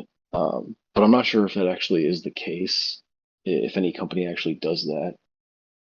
If they don't, I don't know. Suppose I'd ask myself why. Hmm. What would be the point of just what would be the point of just sticking to one, um, Exact. I Actually, don't even you want to made an call it excellent point. ideology. Holy shit, you made a blind blowing like, observation. Hey, let me Because believe my conspiracy theories now. I don't want you guys proving me wrong just yet. no, oh my brain just expanded. Like, oh my, I'm about to like have a brain hemorrhage. Actually, if you think about it, not in the confines of like what would be politically efficacious to like keep the masses constantly in confrontation with one another, rather, if you look at it from the economic like landscape that they exist within, wouldn't it make sense to just say, "Hey, I'm going to fund you guys, and you guys can talk about whatever you guys are politically, I believe, is efficacious or whatever your alignment is, and I'm also going to fund these people who are also going to talk about whatever they want because I know that having both of these sides speak about these subject matters and provide the public at large the views projected onto TV screens obviously maximizes my profit at the end of the day because I'm not of any alignment whatsoever. I'm just trying to look at what could maximize. Like even if we look at like something like what we do here, like we work at like we work on this podcast as well, and we have a different political beliefs, if and we have a different political alignments. But what is good for a network or any sort of investor is to offer people variety rather than just devoting yourself to one singular belief because you know you're not tapping into the true market. Like if you want to maximize your profitability, you're probably going to have to be dabbling into multiple places just to ensure that you're making good bank on everything. So that's like an interesting idea. I wasn't even entertaining until if you take it out of that confine of that like that reasoning, and it starts to make more sense when you go. Like it's the same thing. This is why I think it's interesting when somebody says something to the effect of the Earth is flat, and I always seem to ask myself this question of why if we were to accept the Earth is flat, what are we learning by acknowledging or accepting that to be the case? Like, what is meaningfully different about my life by saying, yes, this is the case? But what is mostly, I believe, entertaining for people who do talk about this endlessly is not only just having a strong understanding of like just physics and just the earth, but also is that idea of like having this forbidden knowledge or being on the fringe of what people understand and bringing this knowledge to the people, which is the enticing part of that. But the end goal is constantly convincing people to be the case. There's no like bigger goal than that. It's just this idea in of itself. So, it's really interesting to like think about it like that. Thank you. You gave me a Jimmy Neutron brain blast. I had my whole Nickelodeon moment because of you. I appreciate your contribution. Hey, really quick, guys. I just want to inform both of you that the movie Oppenheimer has bombed in Japan. Hey So yo, that's really hey yo, important. I hope it picks up its sales. I disavow. hope it picks up its sales because it's a very good movie. What are you guys talking about? I'm talking about the movie sales, but Disavow. sorry, go ahead, Ernest. Yeah, I mean, it's just something that I had only thought about just like as Soul was bringing it up, but like, yeah, like it just, I don't know, to me it makes sense or like would make sense. Like, don't get me wrong, I think there's all kinds of things that we can attribute to like being, you know, not necessarily nefarious, but at least like monopolistic tendencies. Whether those need to be like ideological, I'm not entirely convinced though, right? That's why I think like you can see this in other areas of the corporate sphere all the time, like multinationals that have, that have their fingers in like so many different pies. Like they can be in, natural gas or oil extraction, but like also into green energy and shit. Like, yeah, those like in some ways are ideologically in conflict, but in other ways they're not because they both fucking make money, right? Especially in this environment. So I don't know. I don't really see any reason to believe like why media empires should necessarily operate any differently. And that's just kind of where that thinking comes from. But yeah, I don't know. If I did want to put my tinfoil hat on though, I think we could get into the flat Earth stuff. Yeah, why Oh people boy. do believe those things. Um, I mean, I have a lot of thoughts on conspiracies and conspiracy thinking in general, like why that stuff exists and why it is enticing to people. I I think you like you're making this point, Hazy. Like how many people that believe, eh, however many of them actually do believe in flat Earth, like are taking any actual scientific approach rather than just asking those sort of gotcha questions that like the layperson can't answer. And only someone with a scientific background would be able to. I don't know. I would imagine probably none or very few, if any. And if that is the case, then like that really just does that does bring the question to be like, okay, well then like why do people find this sort of thinking enticing? Whether you're talking flat earth or I mean really just any disavowal or denunciation of some official institutional line that like um I don't know, it could be like an economic one, it could be just anti-statist, like whatever. What drives people toward that thinking?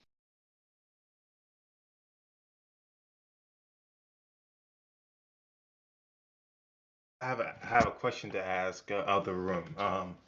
In terms, we were talking about conspiracy theorists, just conspiracies. Um, what was something that was like in your like adolescence, something that was a conspiracy theory that like you got yourself in really embroiled in? Like, what was something that you seriously find yourself entrenched in, and then only to realize later on how um like differently your perspective changed on it. Is there anything like that for y'all? Oh, nine Hmm. eleven for sure. Well, you're very Bush did I was 9/11. no, I was absolutely pilled on 9/11 when I was when I was a kid. I was like, oh yeah, dead ass government did this. Got a little older, then kind of took the the opposite view, the more like oh I've actually read the debunking by popular mechanics of these conspiracy theories, and I tell you, sir, you're incorrect. And I've also come, I guess the pendulum has swung a little bit back around to where like I maintain a healthy skepticism of people like upholding the um like the 9/11 commission report or like government narrative as well. I don't know. I essentially just it's a little boring, but I'm just kind of like, yeah, government has certainly been known to do extraordinarily shady things in the past. I think it was very easily persuaded that was the case by not the greatest evidence, when I was younger. But then, like once I realized that that was all bullshit, I felt more confident in that original state line.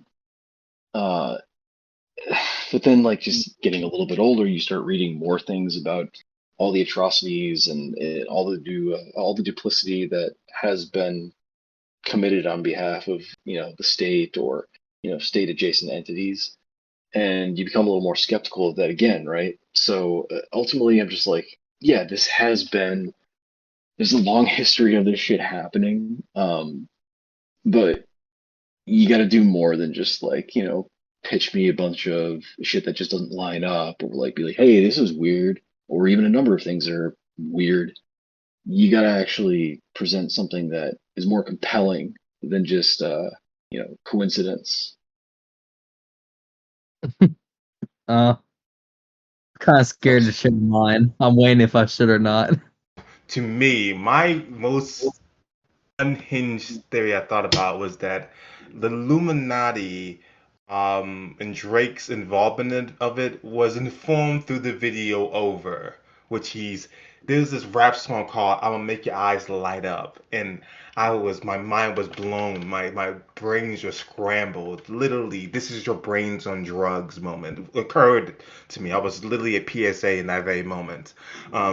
In that video, the guy says, "Oh, Drake is sitting there thinking like a grown up," and then his eyes turn red. What did you think that actually meant? I'm like, huh?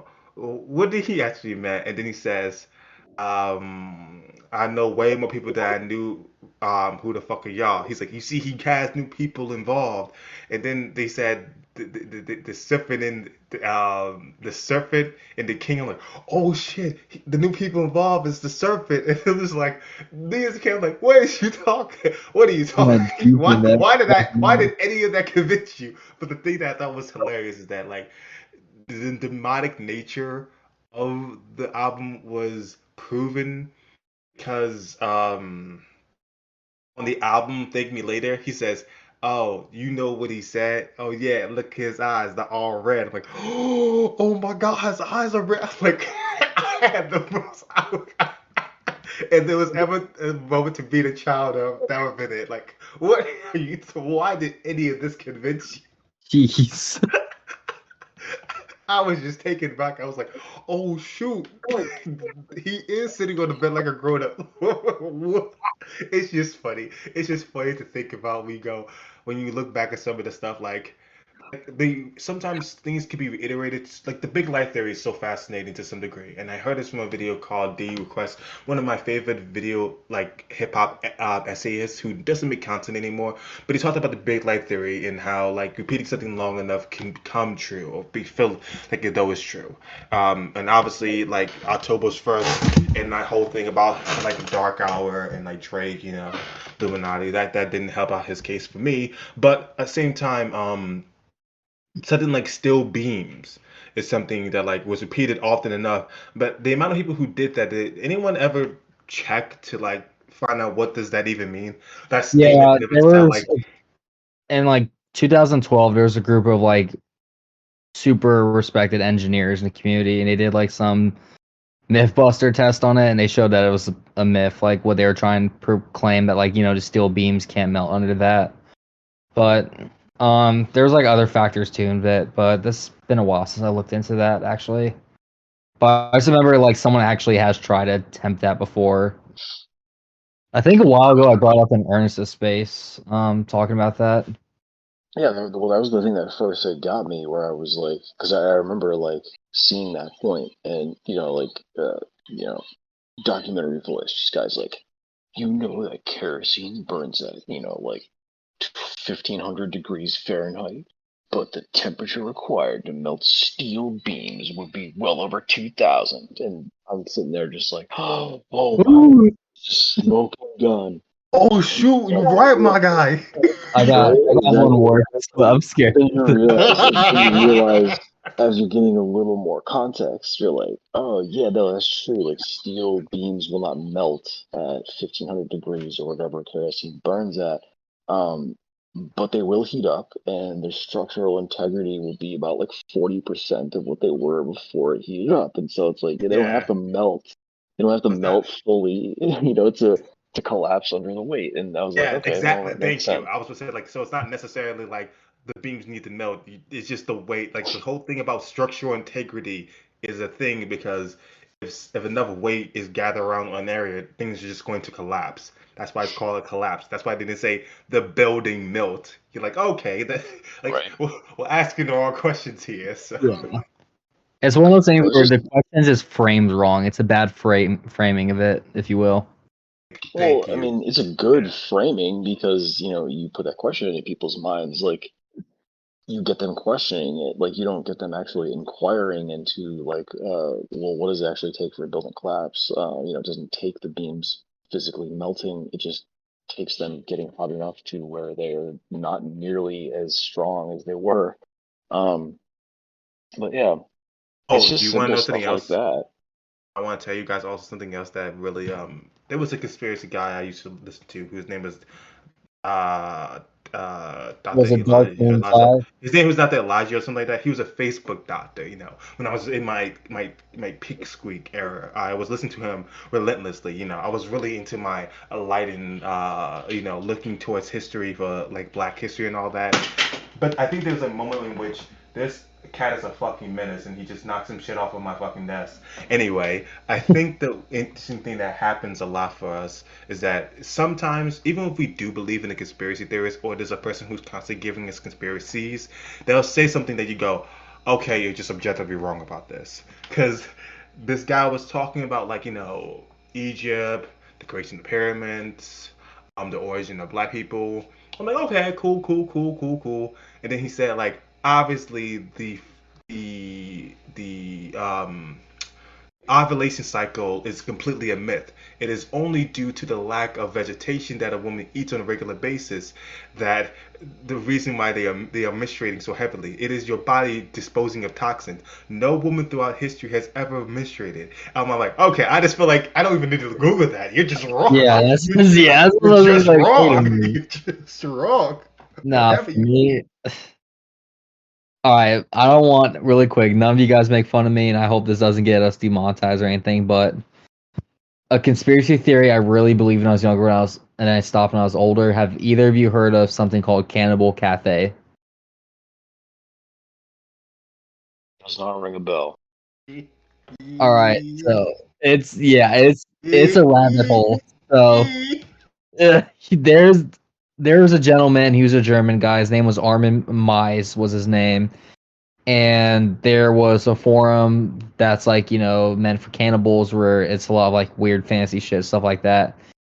He ended up posting that in there, being like, "Hey, I want to cannibalize on someone, basically consensually."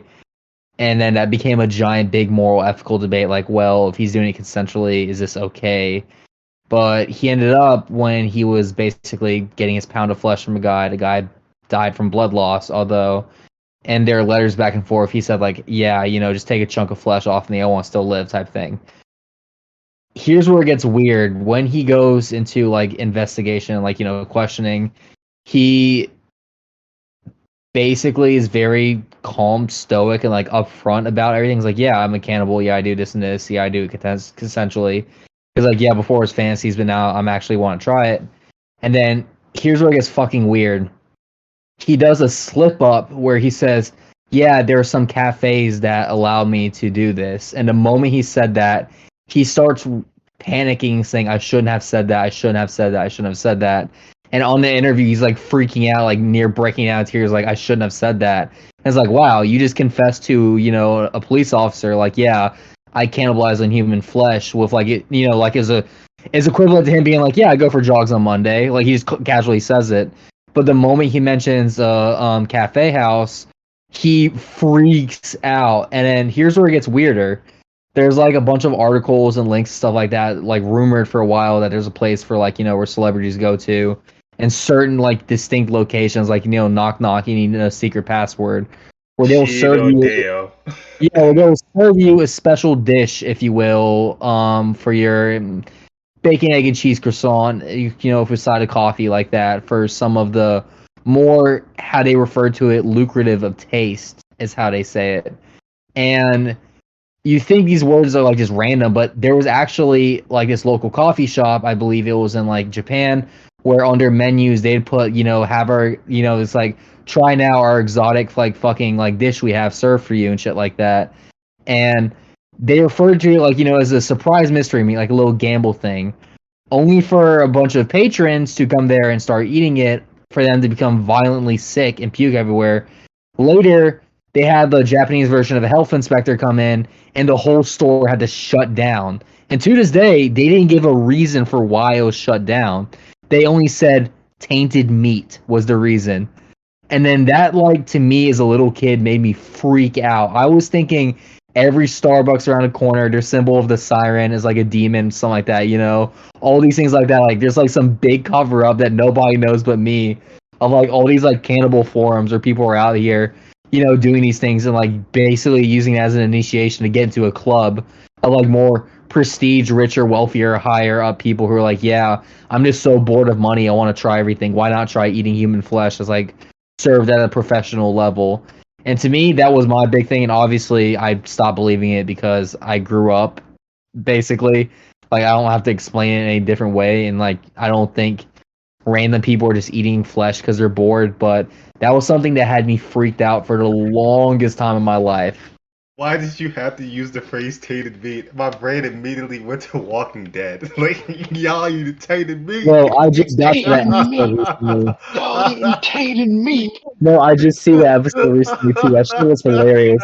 He said, "Yo, some dumb you some dumb idiots." And then he reviews, like, pulls his shirt back and you see a huge like chunk. He's like, "I'm tainted meat," and I'm like, ah. But When he yeah, said it, he said, "Y'all eating tainted meat. Y'all." no, when the guy from Everybody Hates Chris showed up in the show, that threw me in for a wrench. I'm like, "Oh, I know you." I was like, "Where have I seen this guy for?" I'm like, "Oh, he's from Everybody Hates Chris." I have Not seen one the guy hate who Chris. died. Yeah, not the dude who was eaten, but the other dude who shows up later, our black guy. Yes. What was I gonna say? Yeah, but Cody, that was my creepy conspiracy. If you guys, yeah. Any question, comments, concerns? No, like this is an easy one that you could have debunked even as a child. You just been like, okay, I need to know the prices of the human meat omelet because like if it's just regular price, like no, I'm not buying that. Like if this thing isn't like at least I don't know 50 times more expensive, it just makes no sense why it would be human flesh. Because like, aren't they taking a tremendous risk in serving it? And so you'd only have it available to the people who are like already in the know who would get it. Like, I don't know. But Well, that's that's the what thing. I'm wondering. That's the thing. Here's the thing that I find to be so interesting about like conspiracy theories at the same time. When it comes to conspiracy theories, it's like the symbolism is all there. At the same time, all evidence of a conspiracy theory is also, simultaneously speaking, evidence of possible deniability. That's like the always the thing that they go with. Like almost every evidence, like if you ever believed in any sort of even the conspiracy theory I believed in, it's like, oh, Drake is showing you that he's part of Illuminati because he chose the owl, and it's like, oh shoot, that's true, owls in the dark hour, oh shoot. But at the same time, you could just ask yourself, like, what if he just likes owls? Like, what if he just likes it? But Oh man, what if you'd been a kid like at that same age, like during all that Travis Scott Astro World shit like last year, you'd have been fucking wilding out just my Oh, mind would have been no, melted. oh, there's a portal bro, this, now. yeah, I was like, I saw one. I was like, Astroworld is like basically a sacrifice to like Baal and Satan, and that's why the Stampede was like organized and planned. Like, you need sacrifices for like the Dark Lord. And I'm like, what the fuck? the Just looking reason at why that. the reason why I have skits like it's partially a joke. Now I do it just for joking, facetious reasons. But like schizo SES is like actually like a callback to like some of the things I used to write about artists back in the day and just things of that nature. Like it was like not in terms of like my leftist political Twitter account, but it's in terms of just like if I was like if I was younger while the Travis Scott stuff happened, I'd be like, oh, don't you guys understand? He had a song called "No Bystanders." What do you think that meant? Obviously, at the Asher world, he's sending them to another world, and he's talking about the party never ends. He's talking about the end of your life, the afterlife. Then it's like he was like, oh, bro. Nah, nah, don't get me fucked up like that now. It's too late. I want to fuck. No, what's it called? Let me pose you guys an interesting question. Now, let's do the reverse. Is there anything before you thought like, oh, there's no way people conspiracy theory about this? It's like undeniable, and then now you're like, wait a minute, I think people are onto something.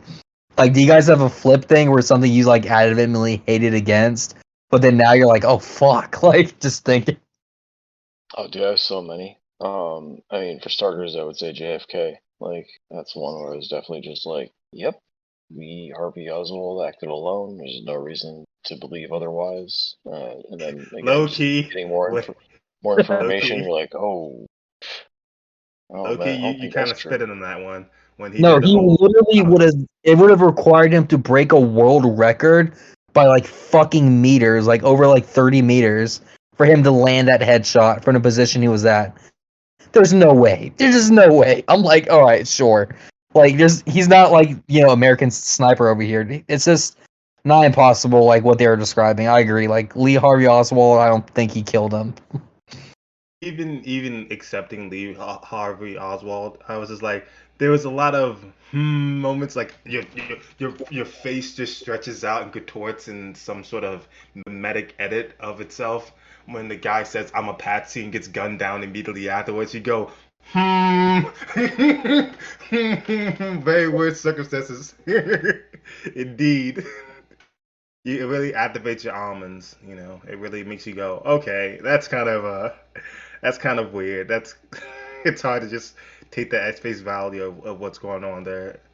So in terms of is there any other conspiracy theories that I think about like harshly that I was like, hmm, I didn't initially think that highly of them? No, that's really it for me. In terms of conspiracy theories, I really wasn't big on that. I was really in the trenches for like a majority of like conspiracy theories against like the celebrities and the higher ups and the funniest. I'm glad I never got close to the whole slanted look, cock shame. You know those pictures where they're super analyzing someone's pose. Isn't that? That's like looks maxing and shit like that, right? Yes, Like, my what does that favorite even part. mean? What does looks maxing mean? What I don't get what these guys are talking about. My I'm like, favorite dude, one. just yeah, fuck. Just don't be ugly. I don't know what to say. Like, But it's just the idea like there's a psychology to someone's pose, like oh, feeble man slant, beta male look. And then no matter what picture, they'll just point to the genitalia and be like cock shave. I'm like, no, I'll what look is at cock like, shave? no, no, I'll look at something like the Virgin and the Chad meme comparison. I'm like, haha, funny meme. And I'll see another guy be like, holy shit, this is my entire life in this one image. I'm like, bro, what? It's like, yeah, don't you see? This is like everything in society. I'm like, yo, man, it's not that deep. It's just a fucking meme. And he's like, no, I need to start looks maxing now. I'm like, okay, like I'm confused. You lost me. Yo, have you guys ever? You know what really melts my brain in terms of like just content online? I'll never understand it. Just any Sigma male content, and anytime it happens, anytime it pops up on my like account, I just exterminate with extreme prejudice. I block the channel and everything. Funny as It is fuck, the most man. I like the trillion. nebulous concept. It is the most nebulous concept. It's like when you look at the rules for what it means or what it takes to be a Sigma male, it's everything and anything. So it's like It's just so vague of a concept. it literally is. It's the most vaguest of things. You oh, Sigma males are very social and can be around anybody, but they prefer not to. So they're antisocial. But if they were to do so, they would be the top of the social hierarchy. Okay, cool. I'm at the top of the social hierarchy because I delude myself into thinking as much. It's like you can be the greatest human being in existence without actively doing anything. It's like Yeah, I mean, it's like Yeah. any of this shit. Like, it doesn't even matter. But I mean, Sigma's probably the worst offender. But like, it's just a fucking horoscope. It's just like I can read it is a whatever I want, horoscope. my own It's personality fitting. into this. But like, more than that, like I can. One of the most cringe like things that you can do, I think, is like try to look at characters from movies and not only be like, it's me for real, but like, say like, oh, this is the ultimate like Sigma mindset or the ultimate like alpha mindset. It's just like you're missing the point, man. It's a fucking movie. Like, please just like you don't even have to touch grass, but just touch anything like that's in the physical realm because this is not fucking it at all. And you need to get the fuck offline right now. I would say go touch a woman, you'd probably end up in fucking jail for that. For guys who are like that out of the world. Yeah, literally do anything but touch a woman. Do not do that. Like you need to work up to that, man. Walk before you run. No, but jokes aside, Speaking of which, wait, speaking of which, I want Cillian your Murphy, opinion on all this. Just what's wanted up? to just ask you this, since we never really touch on the nuclear bomb topic, I thought bringing forth the most mega mind, the intellectual level of galaxy level, he's like next to Mr. Pixelittle in terms of like his IQ level. So I thought it was important to bring him forth in terms of this discourse.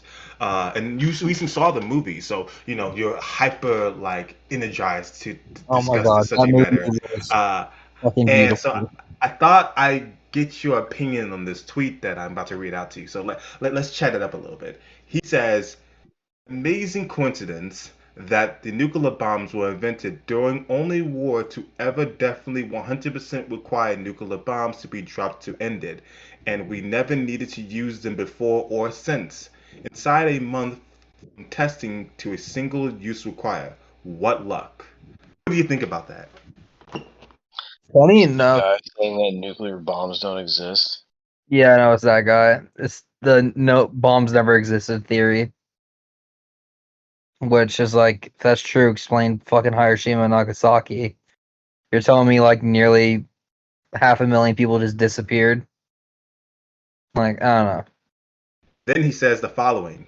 Somebody responds to him by saying this: yes, they were needed. It was the only way to bring Japan to an unconditional surrender, and that was the only way for the war should have ended. Not a conditional surrender, but a complete, unequivocal, unconditional surrender.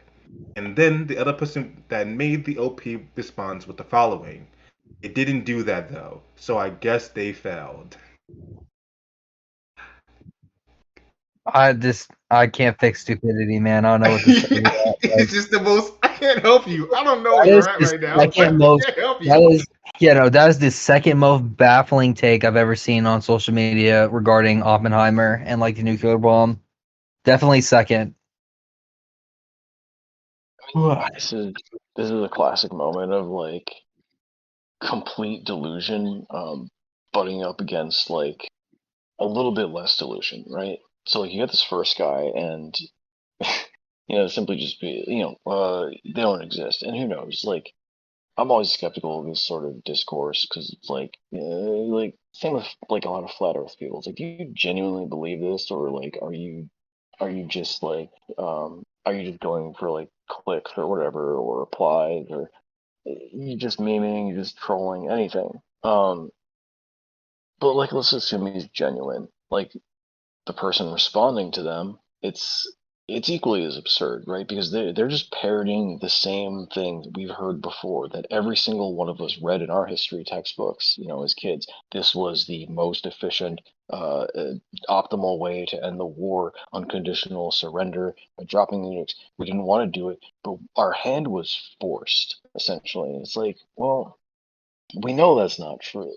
Like, in fact, our own uh, it wasn't the Air Force because I don't think they had the Air Force at the time, right? But it was the U.S. Strategic Bombing Survey in 1946. Assessing all of the damage that had been done, on Japan, like the tactical and strategic assessments, and being like, yeah, actually, these bombs were unnecessary. We did not have to drop them. We could have continued just, regular bombing runs with, non-nuclear bombs, and we probably would have achieved like the same result without, like the massive land invasion that, people always point to when they say all of the lives that were saved. And so it's just like, yeah, it was not like a one or the other. It didn't have to do either a massive invasion that would have killed, or ended the lives of however many U.S. soldiers. It was not a simple question of either or, and the fact that people don't even know that and they're just fed this one singular line, I think is an issue. They're giving this weird ultimatum that's void from reality that there's only, we do this or this, which is like, I don't know if that's like people just trying to cover up for like, hey, there was more options, we just want to like do this or not, but definitely no, I'd 100% watch Oppenheimer. I think that's Christopher Nolan's greatest movie ever, even better than Dark Knight Rises. It was just insane. Like I've you'd rarely hear me say this, but that was a movie with a finale that brought me to tears. It was that well done of like a historical drama. But it's definitely just a lot of it. People, I walked in thinking the movie's just gonna be like, oh yeah, dropping an atomic bomb, but majority of it was like asking the question of like scientists being like, what should we do it? Just because we could, should we? Should we help, United States? There's like a lot of morality in there. There's even Einstein weighing his opinion on some things because he take walks of Oppenheimer privately. It was just very deep and like complex on that, and it just there was such a fucking brutal scene after the bombing. Oppenheimer is able to meet President Truman, and Truman at first has this very war pig esque demeanor where he's like, "Yeah, we really took care of those Japs. Good job." And you just have Oppenheimer sitting there quietly, and he basically says to him, "I have blood on my hands." And Truman's response was taking a handkerchief out of his blazer, like, jacket, and throwing it at Oppenheimer and saying, "You don't have blood on my hands. I dropped the bomb, not you." And then he gets Oppenheimer to leave, and then while he's leaving, he tells, like, you hear him say, "I don't ever want to see that weak crybaby in my presence again." People who This don't is know a that real Oppenheimer, exchange that happened. yep, that was a real Like, change that happened. it's 100% true. It's not dramatized at all. No, that's what I love about the movie so much. Like a lot of it is down to the T. These things did happen. Like there's quotes in it. Like these are things Oppenheimer said. These are things these individuals said. And when I say like it's a historical drama, I'm not saying like it's like void from loosely based on true story. It's very to the T detail. Christopher Nolan does an extremely well job on that. But yeah, 100% encourage people to check it out. It's very gut wrenching watching that movie. It's not what you'd expect. It's not just about the atomic bomb. It's a lot more than that. So the real question becomes, though, if we didn't drop the bombs on them because it was the only option we had to end the war in the way that we did, then why did we drop them? Can you repeat that? Sorry. If the reason was not, for the quick, unconditional surrender of the Empire of Japan, then what was the reason that we did? I have no idea what that Oh, I person got thinks. this. Oh, but I just like what you said, Solus. I'm gonna let you speak, but I thought it was interesting that you brought up very much that someone could give a convincing argument when you set up such weak confines. It's like, yes, because we 100% absolutely needed them. It's like, well, that again is probably the part that people would consider to be debatable. But also when you say that um, never used them before or since, that would kind of go against the creation of something. Like if something was to shoot somebody with, like a gun, are we arguing that it no longer exists? I don't know what that even means. But like, does a gun no longer exist because the first time I ever used one is in that one particular moment of self-defense and never use it again? Can we now question the existence of that gun? It doesn't exactly make any sense.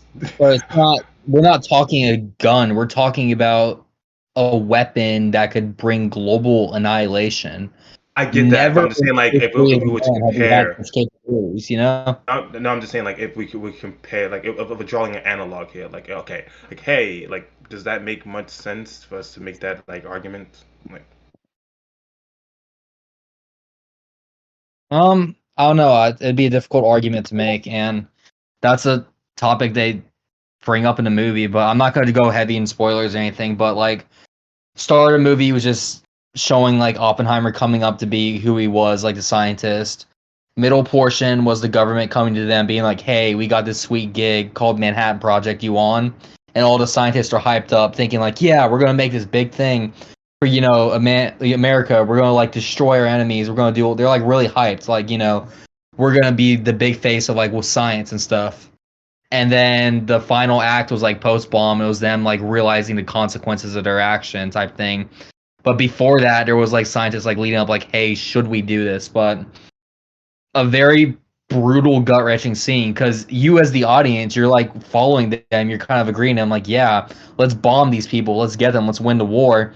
And then there's a scene where he goes into like an auditorium where there's a crowd full of people, and he's kind of just delusional out of it because he just got word that there was a bomb dropped in Hiroshima and Nagasaki.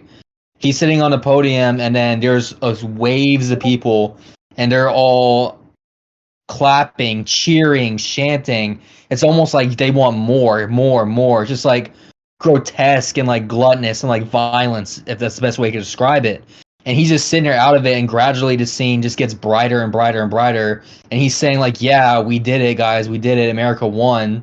And then out of nowhere, the bright just becomes so unbearable until it's just all you hear is like background noise, and you see the entire audience, their skin begins to melt and peel and like drop off. And then he's alone in a room, a giant auditorium by himself with just nothing but literally the sins on his hand, like the consequences on his head. Like, this is on me. I dropped the bomb. I did this. And that having that scene right before the Truman scene was so impactful because it showed you the movie did such a phenomenal job of showing you the absolute weight that he had to bear and carry that. Like, I know people make memes online saying things like, "Oh, I'm Oppenheimer. I'm gonna make a bomb. Oh no, I'm so sad I made a bomb and killed people." It's a lot deeper than that, and it's especially with him being Jewish and coming to America, and that was something that pushed him into the Manhattan Project.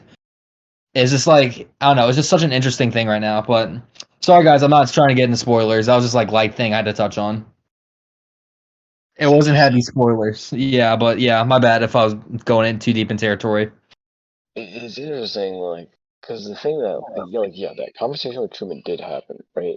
But the thing that, like, ultimately does get Oppenheimer ostracized, from that commission and being part of nuclear weapons development is his opposition to, thermonuclear weapons and the development of the hydrogen bomb, right? So it's like even a few years after that, it's not until he really starts to voice, his uh, extreme like disavowal of, developing thermonuclear technology and weapons that he just like pushed to the side.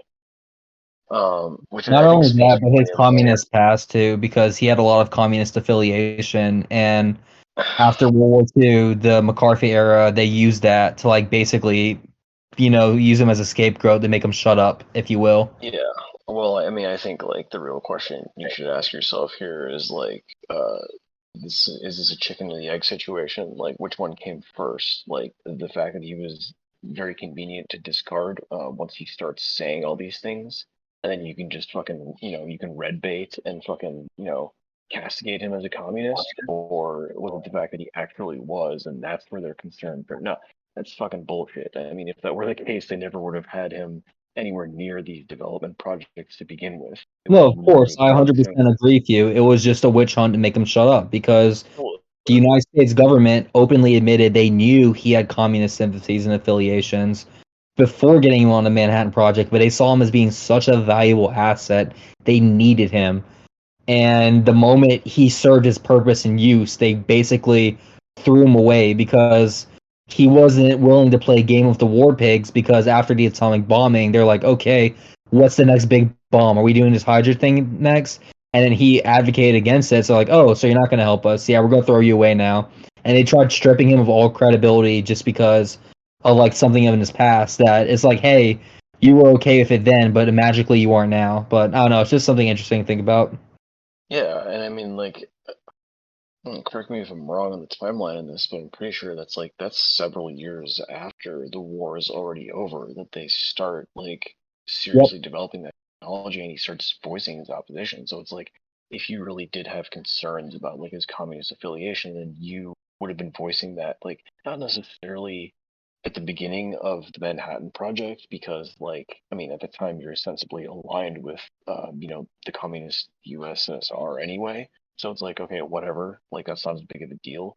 But once the war is over, like obviously there's an immediate pivot, towards antagonism with the USSR. So that would have been the moment, to do it. But it's like, no, he's obviously still quite useful. He's a, brilliant physicist, and like he can provide all this value, and of course he does, up until that moment where he's like, wait, no, hold on, like the yields of like a hydrogen bomb thermonuclear weapons is going to be like, you know, 1,000 times greater, like several orders of magnitude, than these fission weapons. So I don't think we should do them. They're like, get the Not fuck out only of here. that, but it was proven after the McCarthy. Well, no, it was proven during the McCarthy era. The thing that kickstarted it.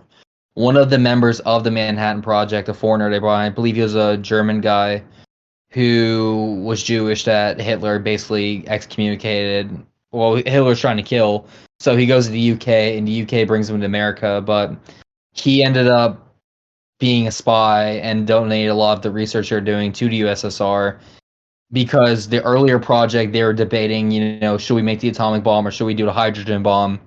And they scrapped the research after the hydrogen bomb, but it was still research. And then within the next 3 months, they're like, huh, what a weird coincidence. The USSR is currently making this thing called a hydrogen bomb. And they're like, well, who told them? Because we're the only people on the planet that knows this research. But it was that, but even still, none of that was proved. They proven none of that had to do with, Oppenheimer.